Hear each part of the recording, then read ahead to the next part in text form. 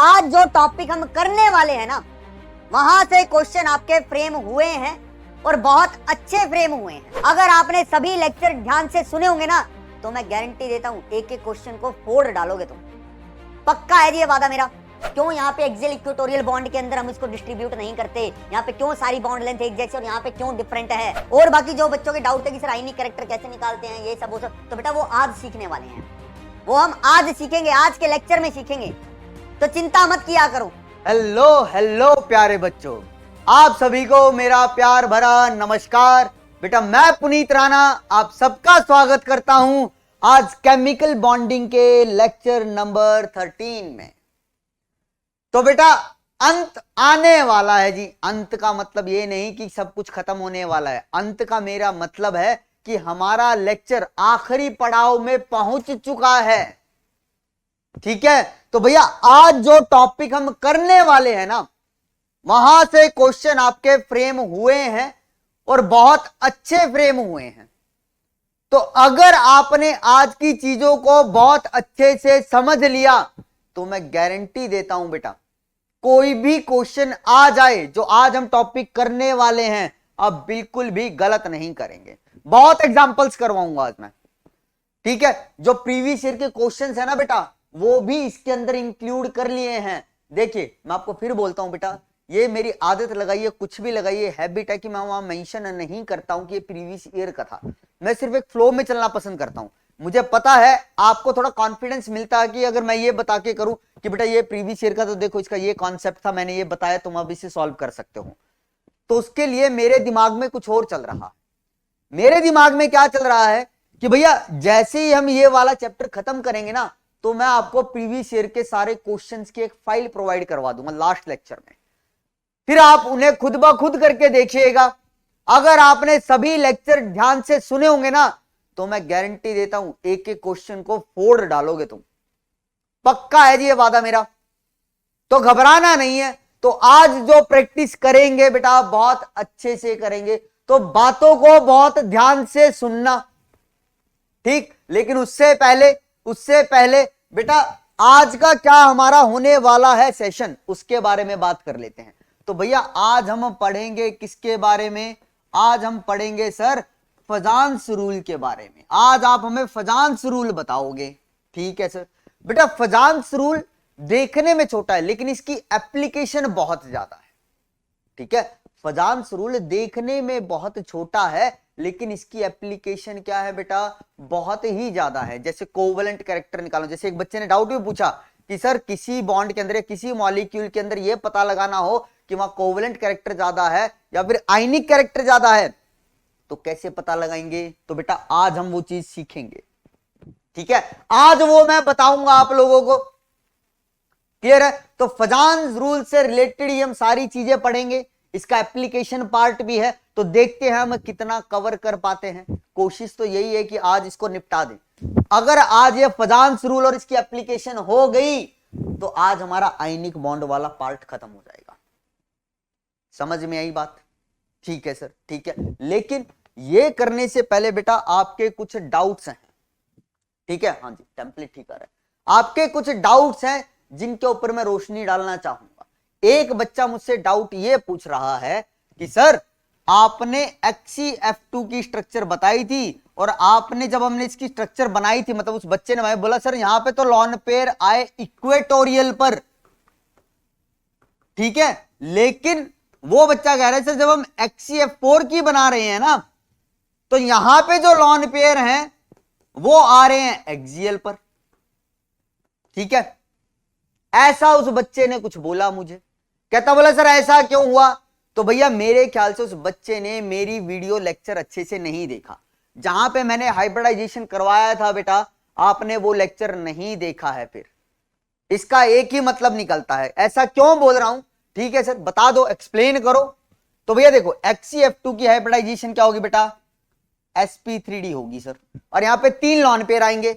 अगर इसकी स्ट्रक्चर बनाऊं तो मैंने बताया था बेटा sp3d के अंदर क्या होता है, 2 एक्सियल बॉन्ड होते हैं और 3 इक्वेटोरियल। और लॉन पेयर कहां आना पसंद करते हैं बेटा? इक्वेटोरियल पे। और ज्यादा इलेक्ट्रोनेगेटिव वाला आइटम कहां पे आता है हमारे पास? एक्सियल पोजीशन पे। तो ये तो इसकी स्ट्रक्चर ठीक है। लेकिन अगर मैं यहां पे इसकी निकालूं हाइब्रिडाइजेशन तो क्या आएगी बेटा, sp3d2, और यहां पे है 2 लॉन पेयर। sp3d2 की ज्योमेट्री क्या होती है, ऑक्टाहेड्रल सर, या फिर क्या बोल सकते हैं उसको हम, स्क्वायर बाई पिरामिडल बोल सकते हैं सर। तो जिसको मैं इस तरीके से दिखाता हूं, मान लो यहां पे बना देता हूं जी, जीनॉन, यही तो होती है बेटा ऑक्टाहेड्रल।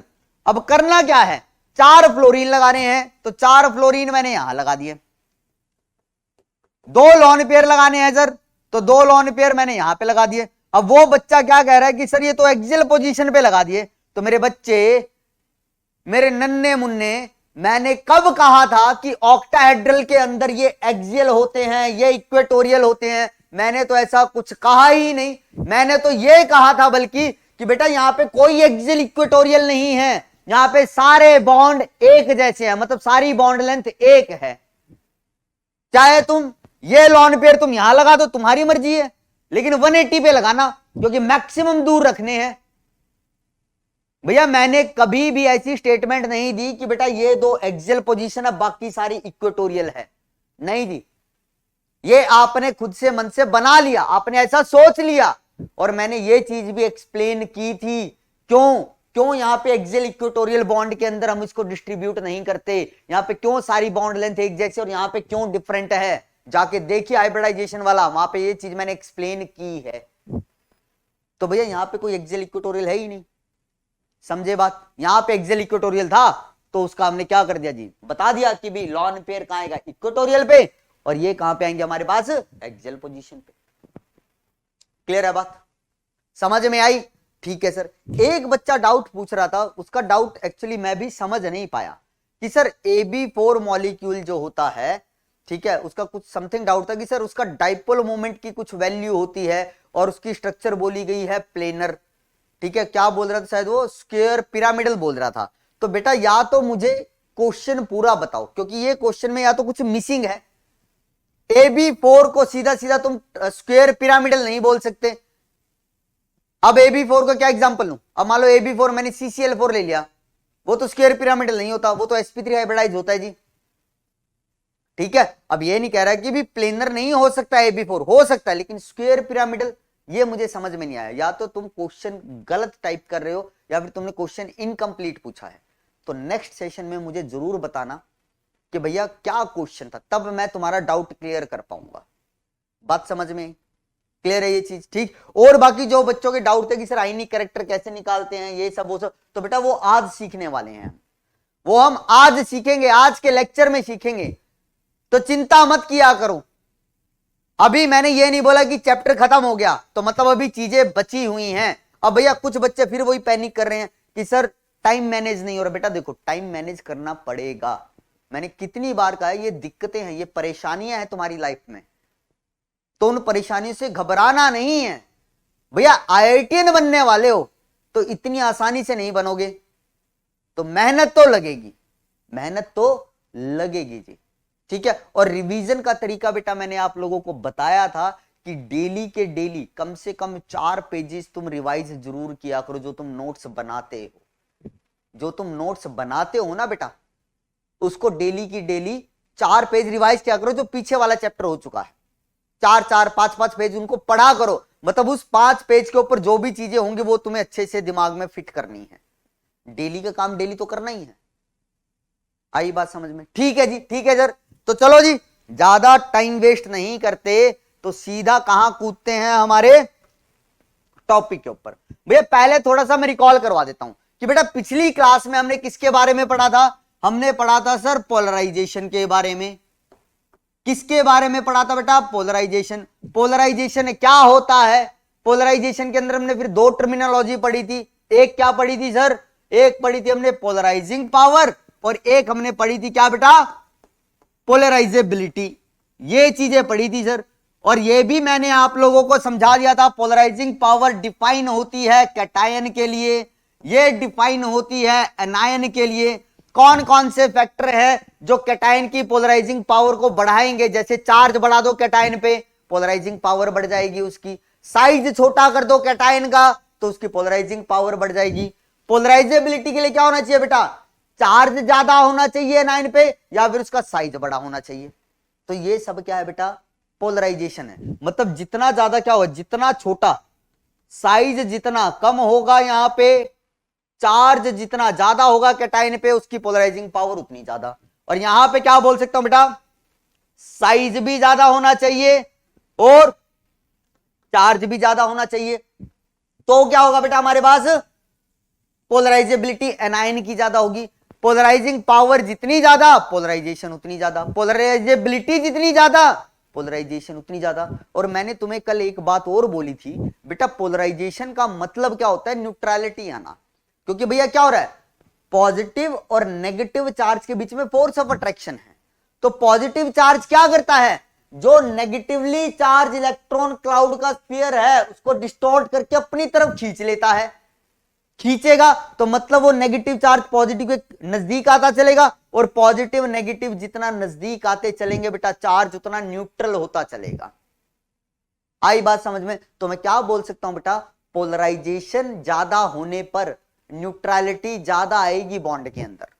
पोलराइजेशन ज्यादा होने पर न्यूट्रलिटी ज्यादा आएगी। अगर न्यूट्रलिटी ज्यादा आ गई तो कोवलेंट कैरेक्टर बढ़ जाएगा। तो मैं यहां से आपको अब क्या बताने जा रहा हूं कि पोलराइजेशन को कोवलेंट कैरेक्टर से कैसे रिलेट कर सकते हैं और आयनिक कैरेक्टर से कैसे रिलेट कर सकते हैं। तो देखो समझना ढंग से, फिर फजांस रूल पे आ जाएंगे। ये बेसिकली फजांस का कॉम्पैक्ट फॉर्म बता रहा हूं तुम्हें छोटे शब्दों में। तो क्या बता रहा हूं बेटा कि सर अगर कहीं पे पोलराइजेशन ज्यादा है, पोलराइजेशन ज्यादा है, बढ़ गई जी, तो इसका मतलब क्या है, इसका मतलब है सर वहां पे पॉजिटिव और नेगेटिव चार्ज के अंदर न्यूट्रलिटी ज्यादा आ रही है। क्या रे बेटा, वहां पे पॉजिटिव और नेगेटिव के अंदर न्यूट्रलिटी ज्यादा, क्योंकि दोनों चार्ज पास पास आएंगे जी, ज्यादा पास पास आएंगे। क्यों? फोर्स ऑफ अट्रैक्शन जितना बढ़ेगा, फोर्स ऑफ अट्रैक्शन जितना बढ़ेगा पोलराइजेशन उतना बढ़ेगा। और बेटा फोर्स ऑफ अट्रैक्शन ये चार्जेस पास पास आएंगे तो न्यूट्रलिटी बढ़ेगी। और न्यूट्रलिटी बढ़ने का मतलब क्या है बेटा, वहां पे बॉन्ड के अंदर क्या हो जाएगा, कोवलेंट कैरेक्टर इंक्रीज कर जाएगा, या फिर क्या बोल सकता हूं बेटा, उसके अंदर आयनिक कैरेक्टर डिक्रीज कर जाएगा। बोलो कैसे भैया, चार्ज अगर न्यूट्रल हो रहे हैं तो मतलब क्या है बेटा, जो आयनिक कैरेक्टर वो डिक्रीज कर रहा है। न्यूट्रलिटी अगर बॉन्ड में बढ़ रही है तो इसका मतलब क्या है, कोवलेंट कैरेक्टर बढ़ रहा है सर हमारे पास। ठीक है, तो ये है बेटा एक फ्लो चार्ट जो हमें ये डिसाइड करने में हेल्प करेगा कि सर बॉन्ड के अंदर, किसी मॉलिक्यूल के अंदर कोई बॉन्ड है तो वहां पे कोवलेंट कैरेक्टर ज्यादा है या फिर आयनिक कैरेक्टर ज्यादा है। तो मैं क्या यहां पे इस तरीके से लिख सकता हूं मेरे बच्चे कि सर जो पोलराइजेशन है जो हमारे पास, वो डायरेक्टली प्रोपोर्शनल है किसके, आप कहोगे सर कोवलेंट कैरेक्टर के। किसके मेरे बच्चे, कोवलेंट कैरेक्टर के। या फिर क्या बोल सकता हूं, जो पोलराइजेशन है हमारे पास सर वो इनवर्सली रिलेशन है किसके, आयनिक कैरेक्टर के। बोलो जी, बोलो मेरे बच्चे। ठीक है, और बेटा पोलराइजेशन मैं आप लोगों को निकालना बता चुका हूं, किसकी ज्यादा होगी किसकी कम होगी, कौन कौन से फैक्टर पे पोलराइजेशन डिपेंड करती है।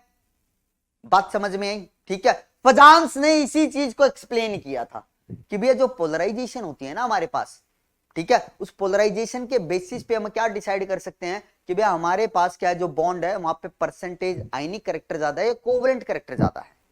अब इसकी जरूरत क्यों पड़ी, फजांस ने ऐसा क्यों बोला था, फजान ये क्यों बताना चाह रहा था हमें कि भैया यहाँ पे आयनिक कैरेक्टर ज्यादा होगा या कोवलेंट कैरेक्टर ज्यादा होगा। तो सुनो समझो इस बात को कि भैया देखो, तुम्हें बता ही देता हूं जी, ये देखो ये लिखा हुआ है, मैं सोच रहा था इनको नोट्स की फॉर्म में दूंगा।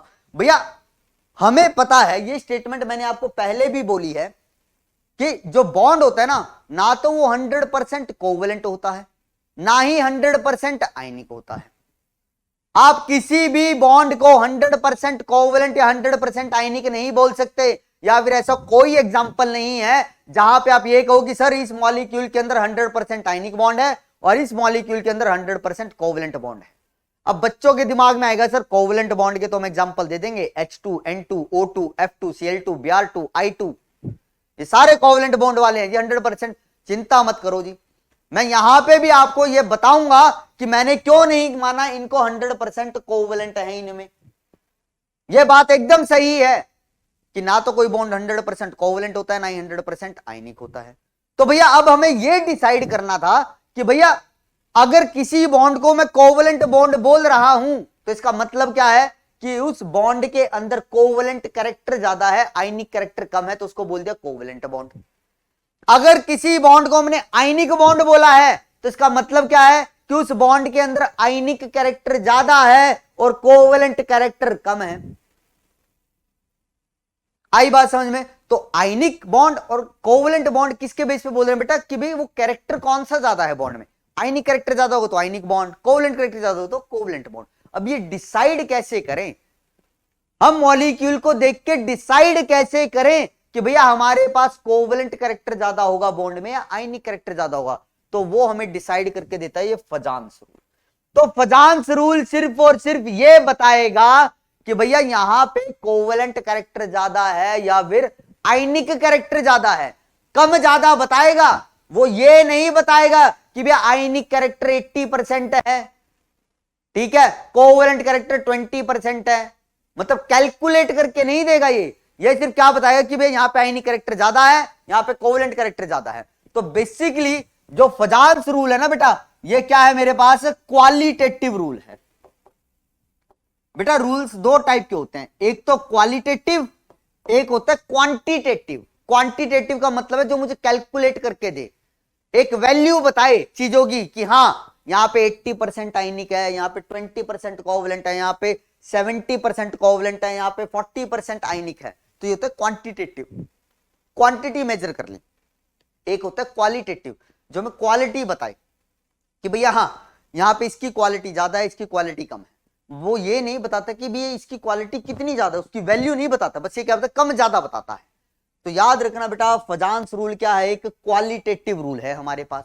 और ये किस लिए दिया गया था कि भैया हमें ये पता करना था कि भी कोई भी बॉन्ड जो है उसके अंदर कितना कोवेलेंट कैरेक्टर हो सकता है और कितना आयनिक कैरेक्टर हो सकता है, मतलब कितना कोवेलेंट कैरेक्टर ज्यादा है यहाँ पे या आयनिक कैरेक्टर। तो देखो बोल भी रहा है according to Fajans rule covalent bond have some partial ionic character and the ionic bond also have some partial covalent character and the partial covalent character of ionic bond was discussed by Fazan. क्या कहा गया जी? इसने ये कहा कि भैया किसी bond के अंदर मेरे पास आयनिक कैरेक्टर भी होता है और कोवेलेंट कैरेक्टर भी होता है। अब आयनिक बॉन्ड के अंदर क्या बोल रहा है बेटा? आयनिक बॉन्ड के अंदर, हिंदी में ही लिख रहा हूं, आयनिक बॉन्ड के अंदर कितना कोवेलेंट कैरेक्टर है, कितना कोवेलेंट कैरेक्टर है, यह हमें कौन बताता है जी? फजान्स रूल बताता है। मतलब किसी आयनिक कंपाउंड में कितना कोवेलेंट कैरेक्टर आएगा यह हमें बताता है फजान्स। कैसे बताएगा बेटा? Deformation of anion through cation is known as polarisation. अब ये पोलराइजेशन को डिफाइन करेगा जो हमने कल डिफाइन कर ली थी कि भैया पोलराइजेशन जितनी ज्यादा वहां पे कोवेलेंट कैरेक्टर उतना ज्यादा और आयनिक कैरेक्टर उतना कम। तो यहां पे ये जितने भी पॉइंट लिखे हो ना बेटा ये सब कल वाले हैं। बस अब इसके अंदर तुम्हें एक ये नई चीज दिखने को मिल रही होगी। अब याद करो आयनिक पोटेंशियल भी मैंने तुम्हें बताया था। कहां बताया था सर? जहां पे हमने बात की थी बेटा किसकी? डायगोनल रिलेशनशिप की। वहां पे डायगोनल रिलेशनशिप के अंदर मैंने तुम्हें आयनिक पोटेंशियल का एक रीजन दिया था, याद करो। और इसकी वैल्यू बोली थी चार्ज ऑन कैटायन और साइज ऑफ कैटायन, कि भाई कैटायन के ऊपर क्या चार्ज है और साइज क्या है कैटायन का। ठीक, तो भैया आयनिक पोटेंशियल को हम रिप्रेजेंट करते हैं फाई से। तो याद रखो बेटा ये किसके लिए डिफाइन कर रहे हैं बेटा? हम कैटायन के लिए। किसके लिए डिफाइन कर रहे हैं? कैटायन के लिए। अगर फाई की वैल्यू ज्यादा है तो इसका मतलब क्या है बेटा? जो वहां पे हमने कैटायन लिया है ना, कैटायन की पोलराइजिंग पावर भी क्या है? ज्यादा है। अगर पोलराइजिंग पावर ज्यादा हो गई तो इसका मतलब क्या है बेटा? वहां पे पोलराइजेबिलिटी भी क्या होगी, सॉरी पोलराइजिंग भी क्या होगी, या बोलूं पोलराइजेशन, क्या बेटा? वहां पे पोलराइजेशन भी तो ज्यादा होगी मेरे बच्चे। बोलो बेटा ये वैल्यू ज्यादा होने का मतलब क्या होगा? न्यूमरेटर को बड़ा करूं, न्यूमरेटर को बड़ा करने का मतलब क्या? चार्ज ऑन कैटायन बढ़ा दूं। और आपको पता है चार्ज जैसे जैसे कैटायन पे बढ़ेगा उसकी पोलराइजिंग पावर बढ़ेगी। और डिनोमिनेटर को छोटा कर दूं साइज अगर कैटायन का घटा दूंगा, कम कर दूंगा, छोटा कर दूंगा, तो क्या होगा बेटा, वहां पे आप कहोगे सर उसकी पोलराइजिंग पावर बढ़ जाएगी। तो मतलब ये रेशियो ज्यादा होने का मतलब है न्यूमरेटर बढ़ रहा है, डिनोमिनेटर छोटा होता चल रहा है। तो मतलब ये दोनों ही फैक्टर क्या कर रहे हैं बेटा, कैटायन की पोलराइजिंग पावर को बढ़ा रहे हैं। बस अब इस फैक्टर को मैंने कंबाइनली क्या बोल दिया, आयनिक पोटेंशियल बोल दिया। तो भैया आयनिक पोटेंशियल डायरेक्टली प्रोपोर्शनल हो सकता है किसके, पोलराइजेशन के। ये चीज मैं बोल सकता हूं, हाँ जी सर बोल सकते हो। तो आप बोल सकते हो phi is directly proportional to polarisation. बोलो मेरे बच्चे, समझ में आई ये बात, हाँ जी क्लियर है ये चीज। फाई जितना ज्यादा पोलराइजेशन भी उतनी ज्यादा, और जितनी ज्यादा पोलराइजेशन उतना ज्यादा कोवलेंट कैरेक्टर। सीसी का मतलब क्या है मेरे बच्चे, इसका मतलब है जी कोवलेंट कैरेक्टर। बोलो जी। अब इसमें तो मेरे ख्याल से किसी को डाउट नहीं होना चाहिए ना कि पोलराइजेशन ज्यादा होने से कोवलेंट कैरेक्टर ज्यादा क्यों आ रहा है। ये तो मैं बता चुका हूं तुम्हें, न्यूट्रलिटी बढ़ती है जी, और चार्ज जितने ज्यादा न्यूट्रल होते चलेंगे उतना ज्यादा कोवलेंट कैरेक्टर आता चलेगा। न्यूट्रलिटी जितनी कम होगी चार्ज उतना ज्यादा रहेगा। चार्ज ज्यादा रहने का मतलब क्या बेटा, आयनिक कैरेक्टर ज्यादा रहेगा जी हमारे पास। क्लियर है बात, ठीक है सर ठीक है। तो चलो जी, चलो फिर बेटा ये देखो, ये सारी चीजें जो मैं तुम्हें बता चुका हूं कि भी चार्ज ऑन कैटायन क्या होता है, चार्ज ऑन कैटायन बढ़ेगा तो क्या होगा बेटा, ये चीज बढ़ेगी, ये गलत लिखा हुआ है। फाई बढ़ेगा, पोलराइजेशन बढ़ेगी, कोवलेंट कैरेक्टर बढ़ेगा, आयनिक कैरेक्टर कम होगा। ऑर्डर ऑफ कोवलेंट कैरेक्टर तुम यहां पे निकाल सकते हो आसानी से, ठीक है। मैं एग्जांपल भी करवाऊंगा, ये चीज भी तुम निकाल सकते हो, ये खुद ब खुद देखना, एग्जांपल मैं तुम्हें करवा दूंगा अभी, ठीक है। सेम कहानी कैटायन के साइज के लिए, साइज कैटायन का घटा, फाई बढ़ा, पोलराइजेशन बढ़ी, सीसी बढ़ा, आईसी घटा, तो यहां पे वो साइज के बेस पे बोल दिया जी हमने, ठीक है। ये सब करवाऊंगा बेटा मैं तुम्हें, ठीक है। इसका ऐसा करते हैं हम, सीधा एग्जांपल पे चलते हैं, ठीक है। जैसे मान लो तुम्हें क्या दिया होगा बेटा, इस तरीके से कंपाउंड लिख दिया, मॉलिक्यूल लिख दिया, और तुम्हें कहेगा जी बताओ यहाँ पे कोवलेंट कैरेक्टर का ऑर्डर क्या होगा या आयनिक कैरेक्टर का ऑर्डर क्या होगा, ठीक है। तो मैं क्या पूछ लेता हूं तुमसे, यहाँ पे कोवलेंट कैरेक्टर पूछ लेता हूं कि लेफ्ट टू राइट जाने पर कोवलेंट कैरेक्टर क्या होगा। तो भैया ढंग से समझना है, एक दो अच्छे से एक्सप्लेन करूंगा फिर डायरेक्ट करते हुए चलेंगे हम, समझ में, तो कान खोलकर बैठना आज। तो भैया बताओ यहां पे क्या है, Li plus F minus, Li plus Cl minus, Li plus minus plus minus. तो भैया Li प्लस का साइन तो क्या बेटा, Li प्लस तो हर जगह सेम है, कॉमन है, ठीक है। F minus, Cl minus, Br minus, I minus, इनका क्या हो रहा है बेटा, हमारे पास साइज बढ़ रहा है। तो मैं क्या बोल सकता हूं कि भैया F माइनस है, और एक बार Cl माइनस है, एक बार Br माइनस है, और एक बार I माइनस है। ये किससे अट्रैक्शन कर रहे हैं बेटा, Li प्लस से।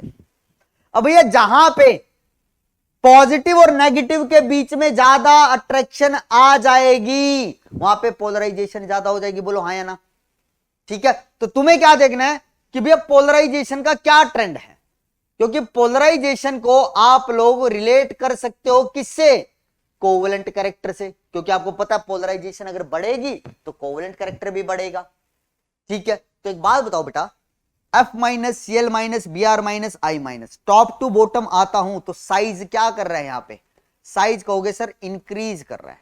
साइज इंक्रीज अगर करेगा, ठीक है, क्या बोल रहा हूं बेटा, अगर साइज इंक्रीज करेगा किसका, एनायन का, तो बताओ उसकी पोलराइजेबिलिटी कम होगी या ज्यादा होगी। तो भैया ये वाला पॉइंट देखो, ये रहा देखो, साइज ऑफ एनायन, अगर साइज बढ़ता है किसका, हमारे एनायन का, तो उसकी पोलराइजेशन भी बढ़ेगी। पोलराइजेशन बढ़ने का मतलब क्या है बेटा, कोवलेंट कैरेक्टर बढ़ेगा। तो मेरे प्यारे बच्चे ये बताइए मुझे कि सबसे छोटा साइज किसका, F माइनस का। तो भैया ये है, देखो एक एग्जांपल लेके बता रहा हूं बस, ये Li प्लस है, यहां पे है सर F माइनस, ठीक, ये Li प्लस ये सेम साइज का है, और यहां पे है I माइनस।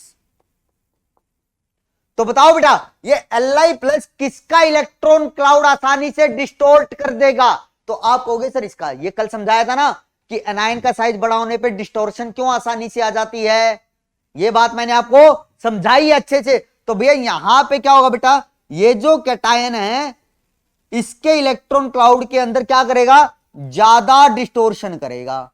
इलेक्ट्रॉन की ज्यादा क्या होगी बेटा, डिस्टोर्शन होगी। जितनी ज्यादा डिस्टोर्शन, इसका मतलब क्या है, इसकी पोलराइजेशन ज्यादा होती चल रही है सर। या फिर बोलूं साइज बढ़ने पे, अगर हमारे पास साइज बढ़ रहा है किसका, एनायन का, तो आप कहोगे सर उसकी पोलराइजेबिलिटी भी बढ़ रही है।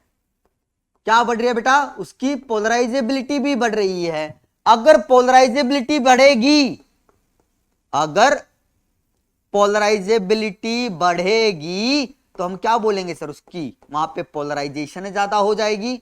और पोलराइजेशन ज्यादा होने का मतलब क्या बेटा, कोवेलेंट कैरेक्टर ज्यादा होगा। तो मैं बोल सकता हूं कि सर लेफ्ट टू राइट जाने पर जैसे जैसे एनायन का साइज बढ़ गया तो उसके अंदर पोलराइजेशन ज्यादा हो गई। पोलराइजेशन ज्यादा होने का मतलब क्या है सर, कि कोवेलेंट कैरेक्टर मेरा बढ़ता चलेगा। तो ये कोवेलेंट कैरेक्टर का ऑर्डर आ गया जी। बोलो समझ में आई बात। मैं फिर बोल रहा हूं बेटा, ये सारी बातें मैंने कल पोलराइजेशन में समझाई थी। तो कल वाला मतलब पीछे वाला लेक्चर देखना, फिर इस लेक्चर के ऊपर आना, वरना इतने कंफ्यूज कर जाओगे, इतने कंफ्यूज कर जाओगे, समझ में भी नहीं आएगी बातें क्या चल रही हैं यहाँ पे।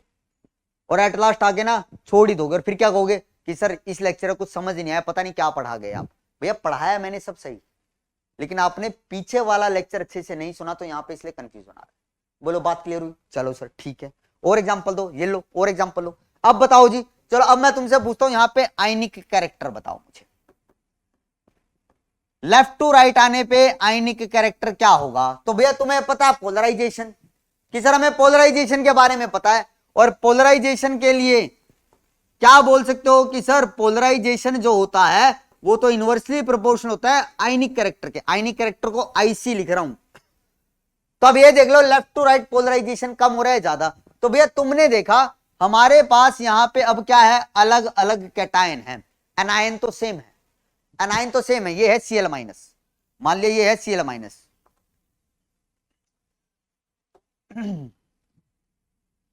ये है मेरे पास Cl माइनस। अब इस Cl माइनस से एक बार कौन अट्रैक्ट करेगा बेटा इसको, Be2+2, Mg+2 और Ca+2 और एक बार Sr+2 और एक बार Ba+2। तो भैया जो कैटायन इसके Cl माइनस के एनायनिक मतलब Cl माइनस को ज्यादा अट्रैक्शन देगा, मतलब क्या इसके इलेक्ट्रॉन क्लाउड को जो ज्यादा डिस्टोर्ट कर देगा, वो क्या कर देगा बेटा, इसकी पोलराइजेशन ज्यादा कर दे और कोवेलेंट कैरेक्टर उतना ज्यादा आ जाएगा। तो भैया यहां पे अब पोलराइजेशन किसके बेस पे बोलनी है मुझे, कैटायन के बेस पे बोलनी है। तो भैया कैटायन पे जितना ज्यादा चार्ज, उसकी पोलराइजिंग पावर उतनी ज्यादा होती है और वो उतनी ज्यादा पोलराइजेशन करेगा। अब ये चार्ज तो सेम है यहाँ पे। तो अब क्या देखे, साइज। तो साइज के लिए क्या बोला था बेटा, साइज जितना छोटा होगा हमारे पास किसका, कैटायन का, उसकी पोलराइजिंग पावर उतनी ज्यादा। जितनी ज्यादा पोलराइजिंग पावर, पोलराइजेशन उतनी ज्यादा और उतना ज्यादा कोवेलेंट कैरेक्टर। तो मैं यहाँ पे क्या बोल सकता हूं बेटा, कि जब मैं टॉप टू बॉटम आता हूं तो साइज क्या कर रहा है हमारे पास, यहाँ पे आयनिक साइज इंक्रीज कर रहा है सर। इंक्रीज करेगा तो मतलब सबसे छोटा Be2+ है, तो मतलब इसकी पोलराइजिंग पावर सबसे ज्यादा। तो मतलब क्या, जब ये Cl माइनस को अट्रैक्ट करेगा तो यहाँ पे इसकी पोलराइजेशन ज्यादा करेगा, तो कोवेलेंट कैरेक्टर ज्यादा होगा जी यहाँ पे। तो मैं क्या बोल सकता हूं बेटा, यहाँ पे ये चीज लिख दूं, size of cation is inversely proportional to polarising power. ठीक है, साइज छोटा होगा पोलराइजिंग पावर बढ़ेगी। ठीक है, और जो पोलराइजिंग पावर होती है बेटा, वो क्या होती है बेटा हमारे पास, डायरेक्टली प्रोपोर्शनल होती है पोलराइजेशन के। और पोलराइजेशन डायरेक्टली प्रोपोर्शनल होता है किसके बेटा, कोवेलेंट कैरेक्टर के। और इनवर्सली प्रोपोर्शनल होता है आईसी के। आईसी मतलब आयनिक कैरेक्टर। तो बता सकते हो। तो भैया Be2+ से जब मैं Ba2+ की तरफ जाता हूं तो साइज बढ़ने के कारण पोलराइजिंग पावर कम होती है। पोलराइजिंग पावर कम होने का मतलब क्या है बेटा, ये कम हो गई तो मतलब पोलराइजेशन कम होगी। पोलराइजेशन कम होने का मतलब क्या बेटा, कोवेलेंट कैरेक्टर कम होगा। कोवेलेंट कैरेक्टर कम होने का मतलब क्या बेटा, आयनिक कैरेक्टर बढ़ेगा। तो मैं बोल सकता हूं सर आयनिक कैरेक्टर इस तरफ क्या कर रहा है, इंक्रीज कर रहा है। बोलो हाँ या ना, समझ में आई बातें बेटा। जितने भी आज मैं एग्जाम्पल करवाऊंगा ना, ठीक है, तुम्हें करना क्या है, उनको अलग से क्या एक पेज पे लिखना है, ठीक है, और ब्रैकेट में ये चीज लिख देनी, जैसे यहाँ पे आईनी कैरेक्टर लिखा, और ये मत लिखना अंदर के साइन, और फिर खुद ब खुद करके देखना उन्हें, जो जो मैं करवा रहा हूं सिर्फ वो करना, ठीक है। बहुत एग्जांपल्स करवाऊंगा जी तुम्हें, आई बात समझ में? ठीक है सर, ठीक है।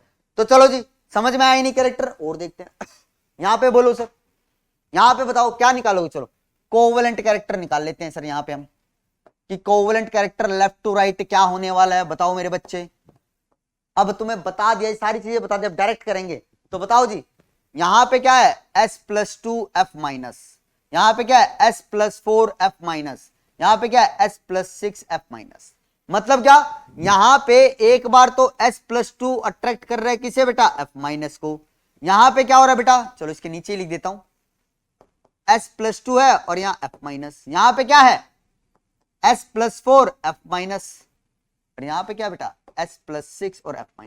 अब भैया ये मत कहना सर यहां पे तो 6 फ्लोरीन है, भैया वो तो नंबर है, एनायन तो f- ही है ना, ठीक है। तो हमें तो अट्रैक्शन देखनी है, हमें नंबर से कोई लेना देना नहीं है। तो बताओ बेटा, f- का साइज तो फिक्स, बेटा इस f- को ज्यादा पोलराइजेशन कौन देगा? वो कैटायन जिसकी पोलराइजिंग पावर ज्यादा होगी। तो पोलराइजिंग पावर किसकी ज्यादा बेटा? जहां पे चार्ज ज्यादा होगा। तो मैं क्या बोल सकता हूं, क्या बोल सकता हूं बेटा? Charge of cation directly proportional to polarising power. Polarising power directly proportional होती है किसके? पोलराइजेशन के, और पोलराइजेशन डायरेक्टली प्रोपोर्शनल होती है किसके बेटा? कोवेलेंट कैरेक्टर के। बोलो, तो ये वाला अगर मैं फैक्टर लगाऊंगा तो सबसे ज्यादा पोलराइजेशन कहां होगी बेटा? इस केस में होगी, क्योंकि सल्फर पे +6 चार्ज। तो मैं क्या बोलूंगा बेटा? लेफ्ट टू राइट जाता हुए कोवेलेंट कैरेक्टर इंक्रीज करेगा सर। और इसका उल्टा लिख दोगे तो आयनिक कैरेक्टर, भैया इसमें कोवेलेंट कैरेक्टर ज्यादा हो गया तो इसका मतलब क्या, यहां आयनिक कैरेक्टर कम है। अगर इसमें कोवेलेंट कैरेक्टर सबसे कम है तो इसका मतलब क्या है, यहां पे आयनिक कैरेक्टर सबसे ज्यादा है। तो कुछ भी पूछे तुमसे उल्टा ही तो लिखना है बस तुम्हें। अगर यहां पे मैं आयनिक कैरेक्टर का ऑर्डर पूछता लेफ्ट टू राइट तो क्या बोलते हैं? SF2 का सबसे ज्यादा है सर, फिर SF4 और देन SF6। ये आयनिक कैरेक्टर का ऑर्डर हो जाता है, इसका उल्टा। किसी को डाउट तो नहीं है ना बेटा इसके अंदर? क्योंकि भैया कोवेलेंट कैरेक्टर और आयनिक कैरेक्टर एक दूसरे के क्या है? अपोजिट है। कोवेलेंट कैरेक्टर अगर लेफ्ट टू राइट बढ़ रहा है तो आयनिक कैरेक्टर घटेगा। तो देखो आयनिक कैरेक्टर घटी तो रहा है लेफ्ट टू राइट, यहां पे क्या था? कोवेलेंट कैरेक्टर बढ़ रहा था। समझ में आई बात? ठीक है सर, ठीक है। यहां पे बोलो, यहां पे बोलिए जी हमारे पास। तो यहां पे क्या बेटा, देखो कैटायन का साइज फिक्स हो गया, कैटायन पे चार्ज भी। तो कैटायन यहां पे क्या है? आप कहोगे सर यहां पे भी एल्यूमिनियम +3 है, यहां पे भी एल्यूमिनियम +3 है, यहां पे भी एल्यूमिनियम +3 है। जो डिफरेंट है सर, वो डिफरेंट वाला क्या है? यहां पे कहोगे सर F- है, यहां पे O-2 है, और यहां पे N-3 है। बेटा देखो ये चीज तो तुम्हें पता होनी चाहिए, ये टाइम के साथ चीजें याद हो जाएंगी कि भी किस पे कितना चार्ज आता है, ठीक है, किस पे कितना चार्ज आता है, ये तुम्हें चीजें याद हो जाएंगी। इसके लिए ज्यादा पैनिक मत होना, ठीक है। तो बताओ जी, कैटायन तो हर जगह सेम हो गया, मतलब पोलराइजिंग पावर को फिक्स कर दिया। तो अब पोलराइजेशन किस पे डिपेंड करेगी? वो डिपेंड करेगी सर हमारी किस पे? एनायन के ऊपर। तो एनायन की पोलराइजेशन कब ज्यादा होती है? जब उस पे चार्ज ज्यादा होता है। बोलो हाँ या ना? चार्ज जितना ज्यादा होगा एनायन पे, उसकी पोलराइजेशन उतनी ज्यादा। पोलराइजेशन ज्यादा होने का मतलब क्या हो बेटा? वहां पे कोवेलेंट कैरेक्टर उतना ज्यादा आएगा। तो बताओ जी, F- O-2 N-3, चार्ज कहां ज्यादा है? N-3 पे है जी। N पे है तो मतलब इसकी पोलराइजेशन ज्यादा होगी, उससे कम इसकी होगी, सबसे कम पोलराइजेशन इसकी होगी जी हमारे पास। तो जिसकी पोलराइजेशन कम हो रही है तो वहां पे कोवेलेंट कैरेक्टर ज्यादा होगा या कम होगा? तो आपको सर कम होगा। तो मैं क्या बोल सकता हूं बेटा, यहां पे जो हमारा फैक्टर है वो क्या है? साइज ऑफ, या बोलू चार्ज ऑफ एनायन। तो चार्ज ऑन एनायन हमारा क्या होता है बेटा? डायरेक्टली प्रोपोर्शनल होता है किसके? पोलराइजेबिलिटी के। समझ रहे हो ना? एनायन के लिए तो पोलराइजेबिलिटी होती है ना, पोलराइजेबिलिटी जितनी ज्यादा होगी इसका मतलब क्या है सर? वहां पे पोलराइजेशन ज्यादा होगी। पोलराइजेशन ज्यादा होने का मतलब कोवेलेंट कैरेक्टर ज्यादा होगा सर वहां पे, ठीक है। तो भैया मैं क्या बोल सकता हूं कि अगर मैं लेफ्ट टू राइट जाऊं तो पोलराइजेशन बढ़ेगी। क्यों? क्योंकि पोलराइजेबिलिटी बढ़ रही है सर। क्यों? क्योंकि sir charge on anion increase करता चल रहा है, तो पोलराइजेशन बढ़ने का मतलब कोवेलेंट कैरेक्टर बढ़ेगा। तो मतलब यहां पे मेरे पास ये वाला ट्रेंड आएगा। ये किसका लिखा बेटा हमने? सर ये हमने लिखा कोवलेंट कैरेक्टर का। बोलो, बात समझ में आई कैसे किया ये भी? चलो चलो अगला देखो। अब भैया ये वाला करने से पहले तुम्हें एक चीज पता होनी चाहिए, एक पॉइंट पता होना चाहिए। क्या पता होना चाहिए? कि सर ये वाला याद रखना, इंपॉर्टेंट है बेटा, बहुत इंपॉर्टेंट पॉइंट बता रहा हूं तुम्हें यहां पे क्वेश्चन सॉल्व करने के लिए। नोट डाल के क्या लिख रहे हैं बेटा? डी ब्लॉक एलिमेंट्स कैटायन, ठीक है, डी ब्लॉक एलिमेंट कैटायन जो होते हैं बेटा, उनकी पोलराइजिंग पावर हमेशा ज्यादा होती है किससे? एस ब्लॉक एलिमेंट के कैटायन से। तो पोलराइजिंग पावर जिनकी ज्यादा होती है वो पोलराइजेशन ज्यादा करेंगे। पोलराइजेशन ज्यादा करने का मतलब कोवलेंट कैरेक्टर ज्यादा आएगा, ठीक है। या फिर इसको कई बुक्स में कैसे लिखा होता है बेटा, आपने ये सुना होगा ना, मैंने बताया भी था, देखो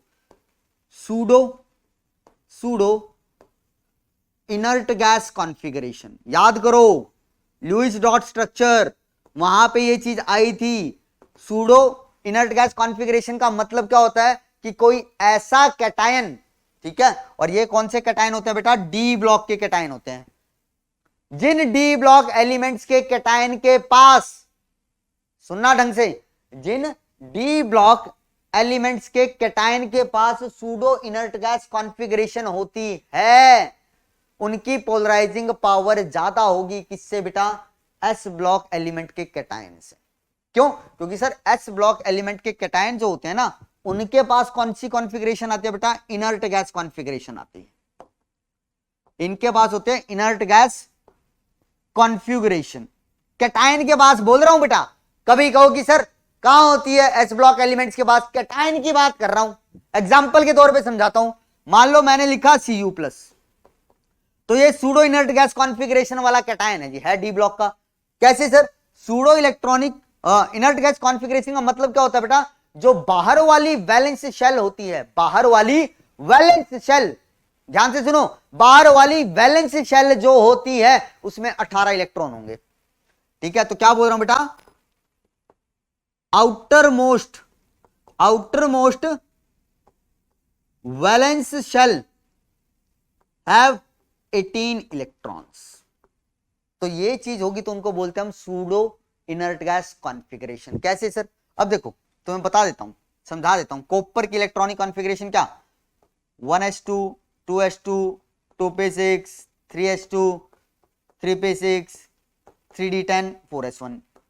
ये होती है एक्सेप्शनल होती है, जिसकी होना चाहिए था 3d9 4s2, लेकिन एक यहां से जंप करके यहां आ जाता है, ठीक है। ये इलेक्ट्रॉनिक कॉन्फ़िगरेशन में आपने पढ़ा होगा, ठीक।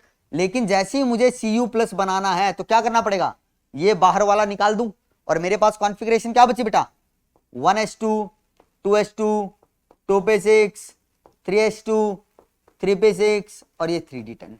तो बताओ जी सबसे बाहर वाली शेल कौन सी है? आप कहोगे सर ये है फर्स्ट शेल, ये है सेकंड शेल और ये है थर्ड शेल। तो थर्ड शेल ही तो सबसे बाहर वाली होगी, क्योंकि 4s में से तो इलेक्ट्रॉन निकल गया और वो तो खत्म, मतलब अब उसके अंदर इलेक्ट्रॉन ही नहीं है, वो तो खाली पड़ी है। तो हमें कौन सी देखनी है बेटा? वो वैलेंस शेल माने जिसके अंदर इलेक्ट्रॉन है, तो ये वैलेंस शेल है। तो इस थर्ड के अंदर टोटल इलेक्ट्रॉन काउंट करो, 2 6 8 10 18, तो 18 इलेक्ट्रॉन आ गए जी। बोलो हाँ जी सर आ गए हमारे पास। आई बात समझ में? तो भैया ठीक है, तो यहां पे मैं आगे बता देता हूं, फिर इस क्वेश्चन पे आता हूं कि भैया जो सूडो, ये बता ही देता हूं, मुझे लगा था कि ऐसी बोल के निकल जाऊंगा, समझ में आ जाएगा, लेकिन नहीं रोक पाया। सूडो इनर्ट गैस कॉन्फ़िगरेशन क्या होती है बेटा? वो होती है सर हमारे पास क्या? NH2 NP6 एंड ND10, और टोटल इलेक्ट्रॉन काउंट करोगे तो क्या बेटा? 18 इलेक्ट्रॉन है। तो देखो ये तो है NH2 NP6 ND10, N की वैल्यू सेम ही तो हर जगह, ठीक है। तो भैया इसके एग्जाम्पल क्या हो जाएंगे हमारे पास? सूडो इनर्ट गैस कॉन्फ़िगरेशन किसके पास होती है बेटा? ये होती है सर हमारे पास डी ब्लॉक के कैटायंस के पास। अब सब कैटायंस के पास नहीं है जी, सिर्फ कुछ एक ही डी ब्लॉक में ऐसे कैटायन हैं जहां पे क्या लग सकते हैं बेटा, सूडो इनर्ट गैस कॉन्फ़िगरेशन वाला कॉन्सेप्ट लगेगा। और वो कौन कौन से कैटायन है बेटा, देखो यहां कॉपर आता है और इसके बाद क्या आता है जिंक। कॉपर के नीचे क्या आता है Ag और इसके नीचे आता है Au। जिंक के नीचे क्या आता है सर कैडमियम और इसके नीचे आता है Hg। Positive positive positive +2 +2 +2। तो ये है वो 6 क्या हमारे पास सॉरी हमारे पास ये वो 6 कैटायन है बेटा डी ब्लॉक के, जिनके पास क्या होते हैं सूडो इनर्ट गैस कॉन्फ़िगरेशन होती है।